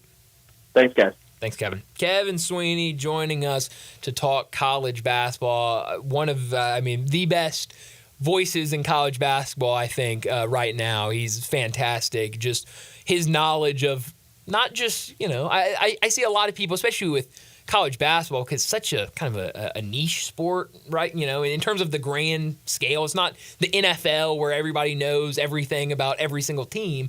There's 360 some odd teams out there, and Kevin Sweeney's able to break down. We went from BYU to Vanderbilt to Tennessee to Memphis to UNLV. And UConn and Marquette. Yeah, just super versatile. I love talking college basketball with Kevin Sweeney. We do it every single week. And again, in his social media, he's super active on social media. Give him a follow at CBB_Central. But a little reminder before we get to a break, our great 5 o'clock sponsor, that's Jaguar Land Rover Bluff City. Jaguar Bluff City has been the premier Jaguar dealership for the Mid-South, and their talented team, they're ready to find you your next perfect vehicle at unbeatable rates. And this isn't anything new for Bluff City Jaguar. They've been doing it since 1984. So I promise you, they know what they're doing. They're going to be able to get you in that car that really fits you. And get over there right now because it's a perfect time to check out the new 2025 models like the Range Rover Sport, the Range Rover Velar, and the Defender. Go in and test drive that Range Rover Sport where luxury meets performance. It's a perfect mix of style, versatility, and performance with options ranging from 360 horsepower all the way up to 635. It's also available as a plug-in hybrid electric vehicle with $7,500 federal tax credit when leased with approved credit. Take a look at the Range Rover Velar, powered by mild hybrid technology and enhanced with the latest well-being features and fully connected entertainment system. The Range Rover Velar is the ultimate luxury compact crossover. Purchase yours today and get special 4.4% for 72 months financing available with approved credit. And don't forget about the 2025 Defender, available in multiple models to fit your needs. The Defender is built for the modern explorer, and Jaguar Bluff City is offering special interest rates for 60 and 72 months on various models. Give them a call, 877-259-6169. They can walk you through any of those new vehicles and get out there to that location, 6335 Wheel Cove in Memphis, and check out, go test drive those new models, or you can take a look at all those vehicles online at jaguarbluffcity.com. Let's get to another break, and when we come back, we'll talk about what's trending. Join the voice of the Tigers, Dave Woloshin, for Wolo and Friends. Weekday mornings from 10 to 11 here on Sports 56 and 98.5 FM. Fall is football at the Owner's Box Sports Bar and Grill in Lakeland, Town Square. Monday through Friday is happy hour from 3 to 6 with $1 off all draft beers, $5 off well drinks, $4.50 for house wine, and half off pretzel bites, mozzarella sticks, queso, corn dogs, and pickles. Then Friday night lights from 7 to closing. Dine in and buy 12 wings and get 5 regular wings for free. Come watch college football and every pro game on the weekend. All at the Owner's Box Sports Bar and Grill in Lakeland, Town Square. Highway 70, fall is football. If you're a diabetic, we have great news. You can end the painful finger sticks with a new CGM. Plus, they may be covered by Medicare, Medicaid, or private insurance. If you use insulin or have had hypoglycemic events, you may qualify. Call US Med now to learn more. 800-611-7121. 800-611-7121. 800-611-7121. That's 800-611-7121. What a great time of year. Football, basketball, baseball, golf, and home sales. Home sales? This is Sheldon Rosengarten with Mark's Bensworth Realtors. And why did I throw in home sales at this time of year? Because I have sold homes on the day before Thanksgiving, Christmas Eve, and New Year's Day. Whether it's someone transferring in through a relocation network or someone just starting their home search, homes sell all year long, just like my golf game being bad all year long. I may be called Mr. Three-Putt, but at least I'm consistent. If you or someone you know is thinking of selling, make sure and talk to 2 to 3 real estate brokers, but make sure I'm one of them. Find out how my highly successful strategic marketing program can get the winning score you need. Call me and find out why people often say when you want the job done, oh, Shell done. 483-0546 or MemphisRelocate.com. Go for that goal and call me. Shell Dunn at 483-0546 or MemphisRelocate.com. In Jason's Deli, when you're dining in or picking up curbside, you can expect wholesome food and no surprises. Just delicious sandwiches, crisp salads, and quick quality meals made with the freshest ingredients and no artificial trans fats, MSG, high fructose corn syrup, or artificial colors and dyes. Around here, a lot of thought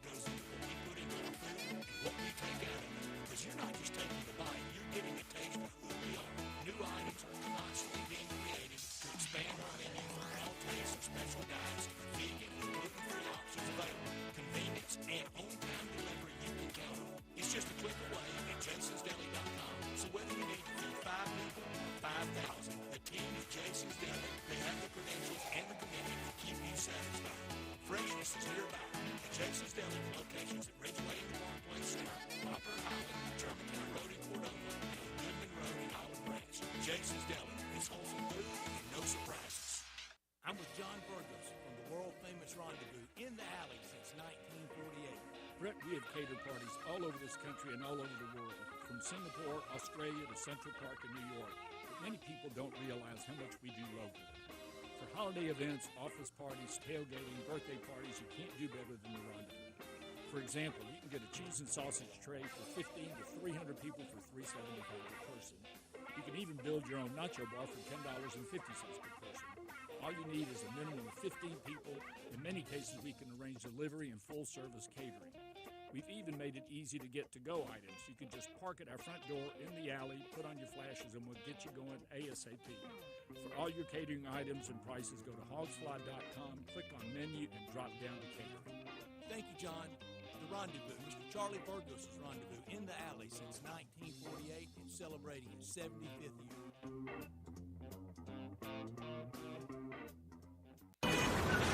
Sports 56 traffic. A little bit of heavy traffic trying to develop over here on 240 East from Mill Branch all the way out to 385 Bill Morris Parkway. It's been a little bit slow out there in Collierville from that earlier wreck we had on 385 where it connects with 269. Again, that's right in the smack dab of Collierville. It's had traffic tied up in both directions out there, especially on 269 as that traffic cranks up now 40 East from Sycamore View Road all the way out into Fayette County. Weimer's Jewelry serving the Memphis area now for over 40 years, no matter what the occasion is that's coming up. Shop local, save a lot of money at Weimer's Jewelry. I'm Commander Chuck with your on-time traffic.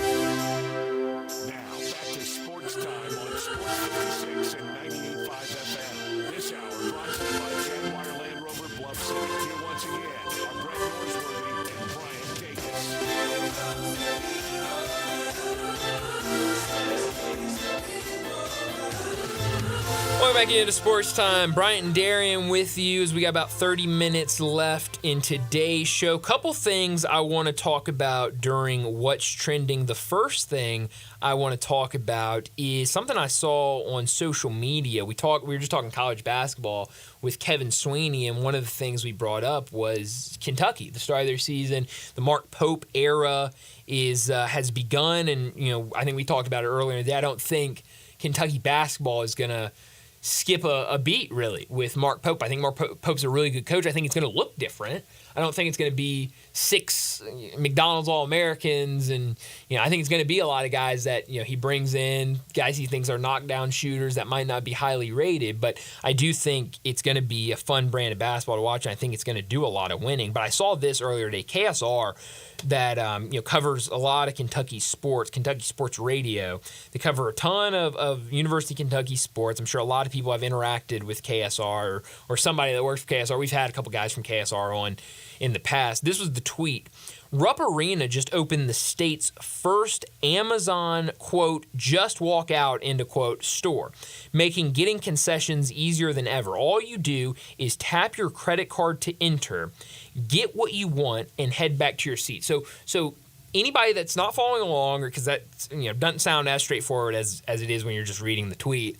So it's almost like at the Tiger football games, the grab-and-go stations that they have where it's almost like you're at a convenience store. You walk up, they got all the coolers and stuff like that. You get your drinks, they got some food there, you get it, and then you go up and you put it all down, they scan everything, and then you go back to your seat. So this, and I've seen it, there are actual, convenience stores in different parts of the country that are this model where when you walk in, you either scan your phone that has your credit card on it, or you scan your credit card, you put your credit card in, and you go in, and they have all of these little cameras throughout the store watching or throughout the area that is watching every move you make.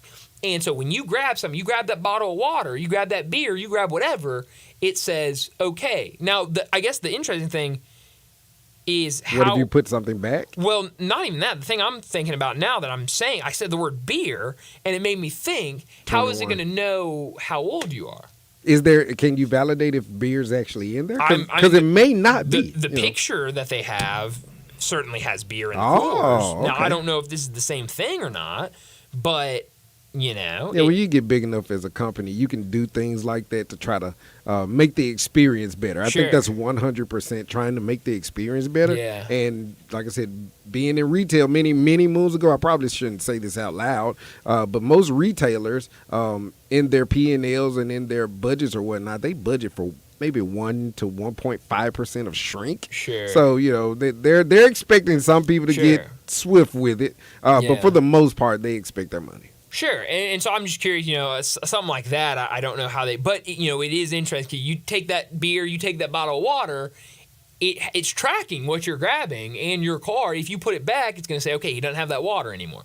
And then when you leave and you go back to your seat, either, I know some places it's like once you walk out the exit, there's a little scanner that says this person left the area. I'm guessing it's probably the same thing, or maybe it waits a couple, I don't know how exactly it does it, but it says, hey, you get your receipt and it's, $6 you spent at this little grab and go. So I think it's interesting. It's certainly very futuristic and, kind of, I think what we'll see a lot of, especially in these indoor, basketball arenas and stuff like that. I think this is something that's coming to a lot of places, but it's interesting and it's going to be weird how it works. And I'm sure a lot of people are, it's going to be slow to kind of catch on to everybody. It'll never get here. No. It shouldn't. I'm not worried about it here. I just, it shouldn't come here, man. But it's interesting. Some other news, breaking news that just came out, actually.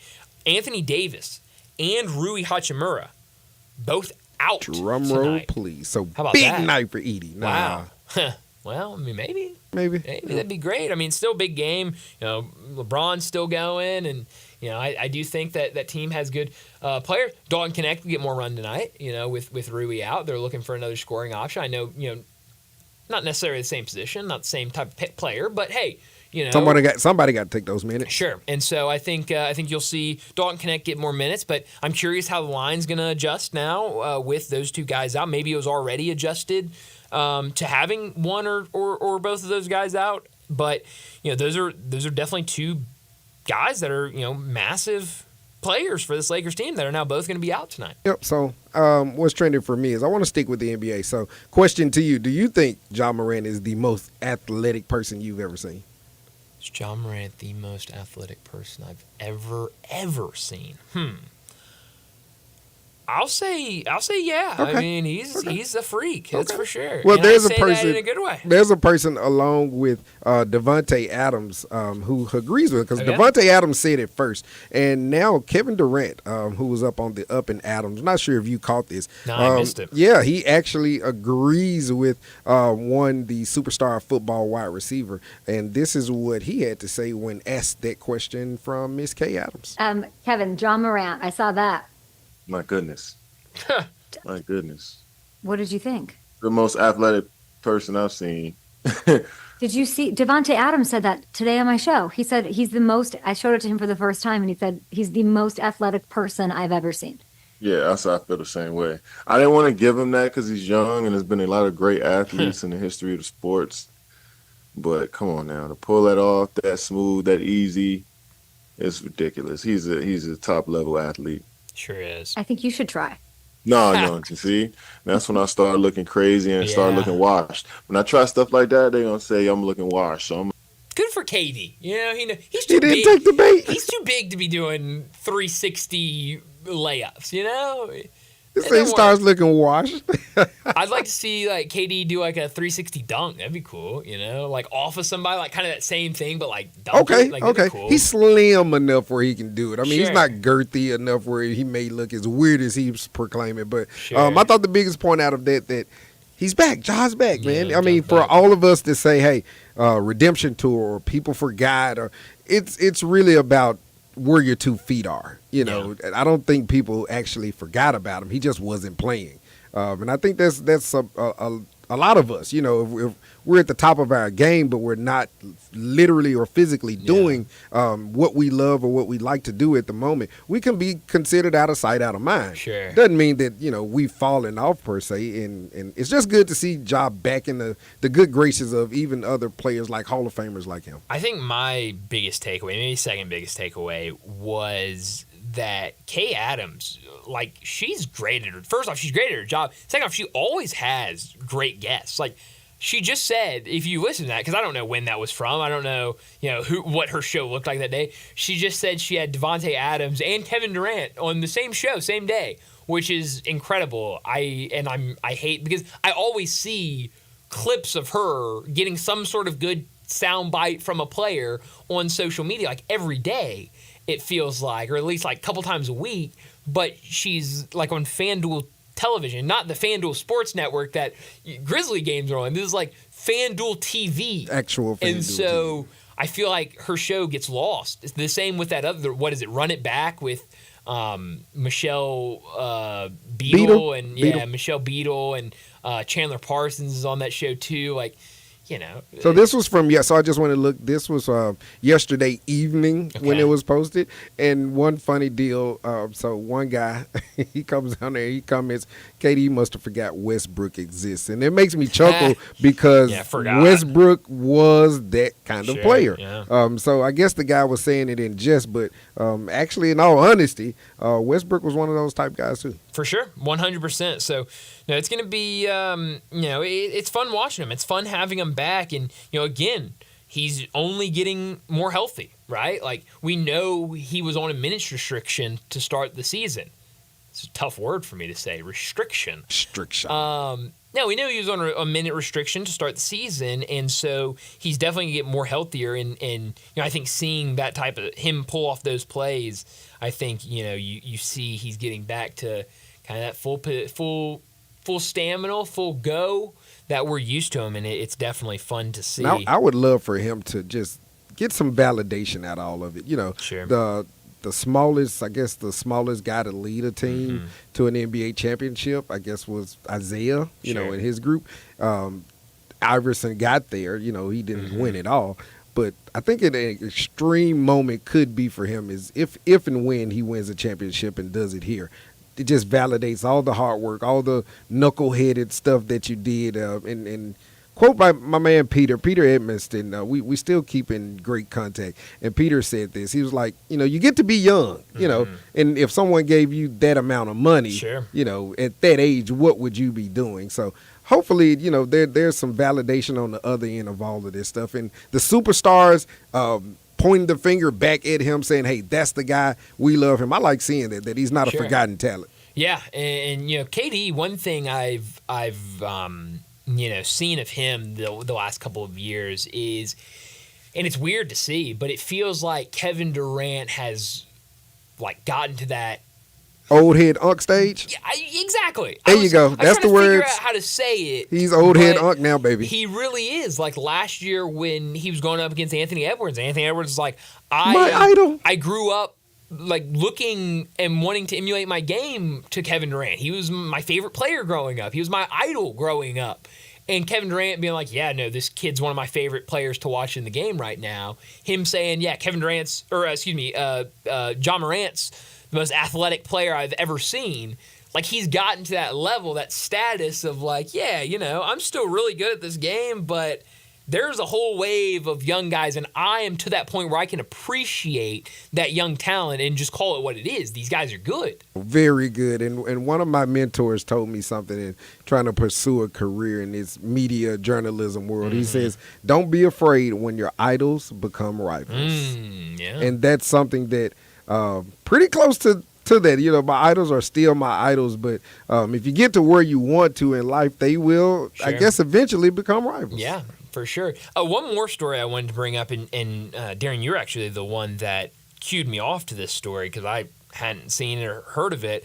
But Front Office Sports, I have the tweet here from them earlier today. Oregon guard Deja Kelly played a game, nearly posted a triple-double, then worked the Ducks men's game as a courtside reporter in the same day. So the women's team played, and then later the men's team played, and Deja Kelly had a great game for the women's earlier in the day, and then later in the night worked sideline. The game was on Big Ten Network Plus, and she worked the game as the sideline reporter, which I think is so cool. We were talking about it because you asked me if I had seen this before the game. And I said, no, I have no idea what you're talking about. And so I ended up looking into it and seeing it. That is awesome, isn't it? It's so cool because I do think, I remember when I was at the University of Memphis, and it wasn't a ton, but there were a couple of athletes that, I remember were in my classes. I think there were a couple, if I remember correctly, throughout my 4 years, I remember having classes with a couple of women's basketball players. Lance Thomas, who played for the Tigers men's basketball team, he was in a class with me, and Lance was a really nice guy, and we talked a lot, and he would say, like, not trying to come off arrogant or anything. Oh, yeah. He would always say, this is nothing against you or anybody else, but I think I have a really good understanding of the game that I play. And I think that there should be a spot where players that played the game should be in front of these mics and be able to talk. And I was like, no, I'm 100% with you. And so I think for Oregon to have that opportunity to give a player, now it's hard work. There's not many players in the country that are going to say, yeah, I'll go out and play a game. And she got a shower and interview. Sure. Yeah. And then I'll do all the prep work to be able to do sideline reporting for a game later in the same day. There's very few people that are going to do that, right? But to have that opportunity, and I wish more. I don't know what the logistics that go into it. I wish other schools had that same opportunity, because I'm sure there are a lot of athletes that want to go into media, and to have the opportunity, I think is really, really cool. So to pull the curtain back quickly on this, you said the prep work. So apparently she has done the prep work. She has studied on how to do interviews with one Andrea Carter, who covers the WNBA as well as the women's NCAA basketball. But the biggest thing that kind of stands out to me while I'm looking at this, she is not a slaw player, right? She's not a bench rider, so to speak. This young lady was a McDonald's All-American. Sure. So what I take from it is that she's showing the universe that she wants something. And a lot of times we have to sacrifice. And I'm pretty sure many people out there listening know about sacrifice for your family, for your career, for your personal well-being. And I think this is something where she is sacrificing and showing the universe that, hey, yeah, playing in the NBA, WNBA remains her primary goal, but she's putting in the work to interview people, man. So, and not even that, like, that's part of it, but also, like, I know this game's on Big Ten Network Plus, and so they're going to focus a lot more on Oregon. But hey, hey, Deja, what's I think they played UC Riverside, the men's team did. Hey, what's UC Riverside head coach saying in this timeout? You got to know their head coach. You got to know, you got to talk to them. You got to kind of have a good gauge of what this team's going to do. What they're, hey, guys, Oregon in the huddle is talking about, UC Riverside really likes to get their guards, getting down court and getting to the rim. You got to have a knowledge of what this other team's going to do. For lack of a better word, she has to be in those prep meetings. Yeah. Those meetings where we're speaking to the head coaches and you're finding out who's hot, who's not, who's injured. She more than likely has to be in that or some facet, maybe Zoom or something, but she has to be in it to be on the sideline. Definitely. And so in addition to scouting and getting ready for your own game, you're having to do that for a game you're working. So I thought that was really, really cool. Kind of kudos cool story to her, at the beginning of the story. Absolutely. At the beginning of the season, I mean. But yes, definitely a really cool story. But let's go ahead and get to our final break of the day. When we come back, we'll wrap up today's show with Crunch Time. Broadcasting from the Family Leisure Studio, we are Sports 56 and 98.5 FM. Welcome to the Rendezvous. This is John Vergas. When my dad started the Rendezvous in 1948, I don't think anyone could have imagined we'd still be serving shoulder, cheese plates, and our world-famous dry rub ribs 75 years later. But we are still here in the basement, in an alley in downtown Memphis. We sincerely thank you for making the Rendezvous what it is today. Charlie Vergas Rendezvous, a legendary experience for over 75 years, whether you dine in, pick up, or ship across the country. Hi, it's the Herd. NBA's finally back. New season means new ways to get into the action on DraftKings Sportsbook, official sports betting partner of the NBA. New DraftKings customers, bet $5 to get $200 instantly in bonus bets. Take it to the rack with DraftKings Sportsbook. Every point counts. Download their app. Use the code HERD to get this deal. HERD. The code HERD to get $200 in bonus bets. Betting just $5. Only on DraftKings. The crown is yours. Gambling problem? Call 1-800-GAMBLER. In New York, call 877-8-HOPE-NY or text HOPE-NY 467-369. In Connecticut, help is available for problem gambling. Call 888-789-7777 or visit ccpg.org. Please play responsibly. On behalf of Boot Hill Casino and Resort in Kansas. 21 plus age and eligibility varies by jurisdiction. Void in New Hampshire, Oregon, Ontario. Bonus bets expire 168 hours after issuance. For additional terms and responsible gaming resources, see dkng.co/bball.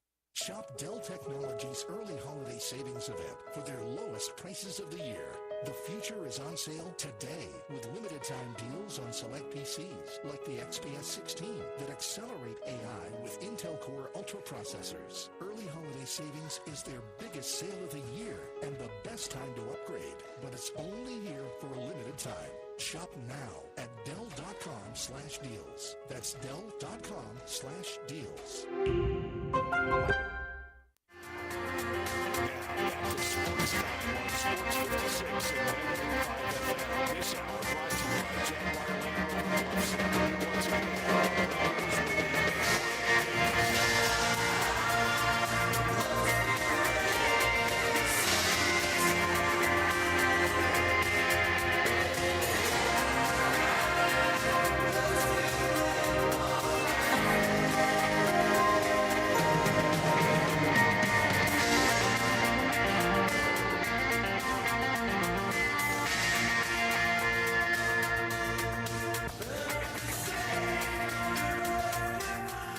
Pretty cool, and we're just getting started, so.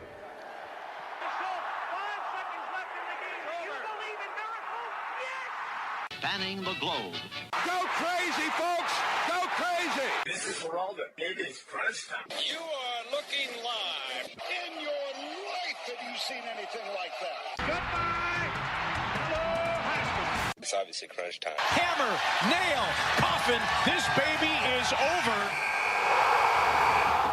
Well, Darian, I learned a couple of things today, but really it's something I learned a couple days ago that I forgot to bring to the show, and so I can talk about it now because we learned something else. It has to do with the St. Louis Cardinals. Actually, this can be interesting. In the middle of November, both what I learned today and what I could have done without are both baseball related. Explain that one to me. I really don't understand. So the first thing I learned, this is what I learned a couple days ago. The St. Louis Cardinals will be here in Memphis to start the 2025 season. They'll play an exhibition against the Redbirds on March 24th, 2025, marking the last stop for both teams in spring training. This is something that the franchise did for a while, and then I believe it was COVID that they really kind of stopped, and this game kind of because they bring the bus, right? Isn't it like right. the Cardinal bus? Well, the Caravan is one thing, but then maybe they did more of the Caravan instead of this. But this is how they're going to wrap up spring training. It will be fun. You'll get to see a lot of the Redbirds that will be here for the season, but more importantly, you get to see those big leaguers with the Cardinals. And now you look at that roster, a handful of those guys, a lot of those guys came through Memphis before getting to the major. So I think that is really cool. But what I really learned today from the Cardinals, it's being reported that Wilson Contreras, the starting catcher, getting paid a lot of money to be the catcher for the St. Louis Cardinals, he will be moving to first base in 2025. Jesse Rogers for ESPN is hearing that at the GM meetings. This comes from St. Louis Sports Central on Twitter. For a variety of reasons, this move makes sense for the Cardinals. With the likely departure of Paul Goldschmidt, first base is open. Additionally, the club has lots of depth at the catcher positions with Pages and Herrera.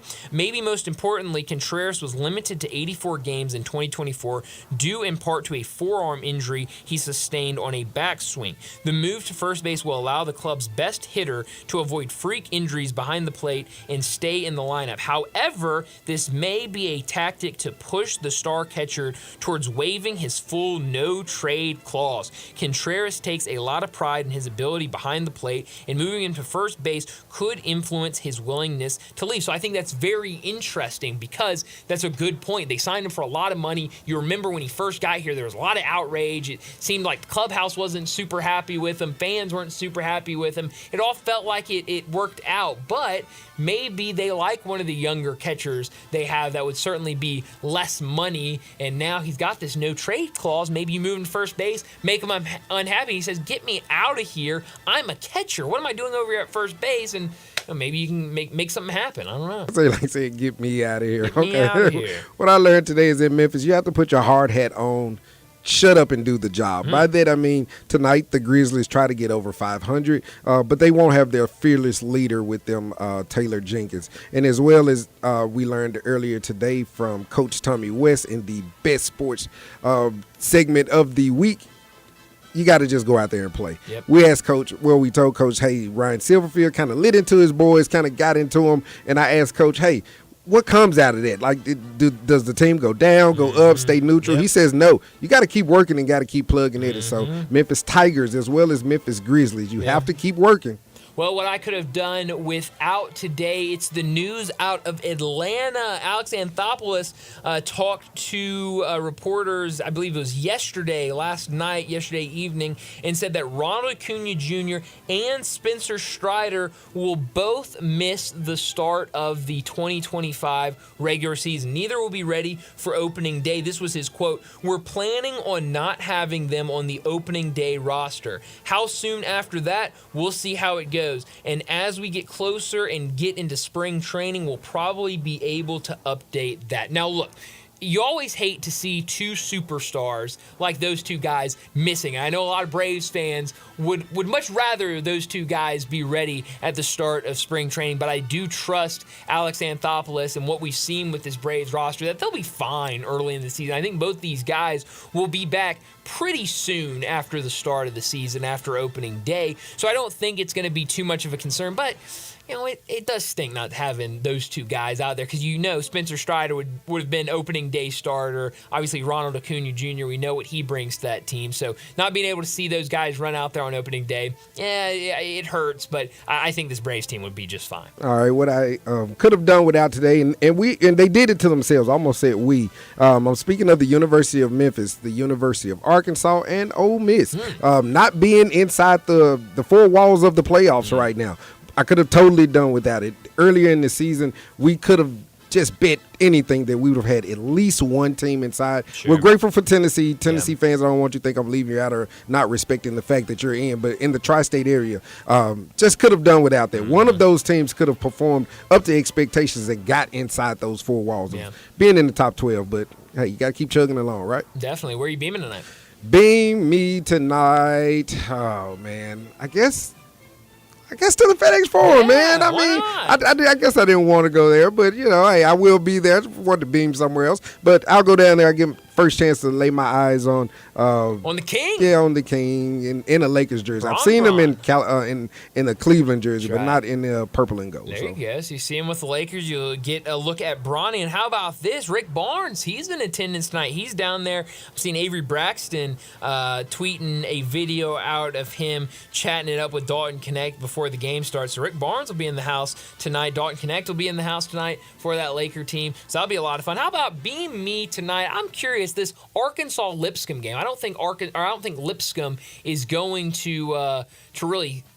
I don't think it's going to be a close game. I mean, it could be. Lipscomb's not a bad team. They're actually a really good mid-major team, kind of low-major team, if you will. But, it's Cal's first game, regular season game as the head coach of Arkansas. If this game is close, place will be rocking. If Lipscomb maybe does something crazy, not the great start. So I do think Arkansas is going to come out. They're going to want it to be fun. They're going to want it to be a good first game of the Cal era. And we'll see. That game starts at 7 o'clock. Not a ton. We were talking no top 25 versus top 25 in college basketball tonight. We got some good NBA games, including the Grizzlies. We've got a couple of MACtion games in college football. Warriors Celtics, too. How about beaming there? That's going to be a really good game on ESPN. And then I believe after that, it's OKC and Denver. So I had two good games on ESPN. But that's all the time we have today. Enjoy your night. We'll talk to you again tomorrow afternoon.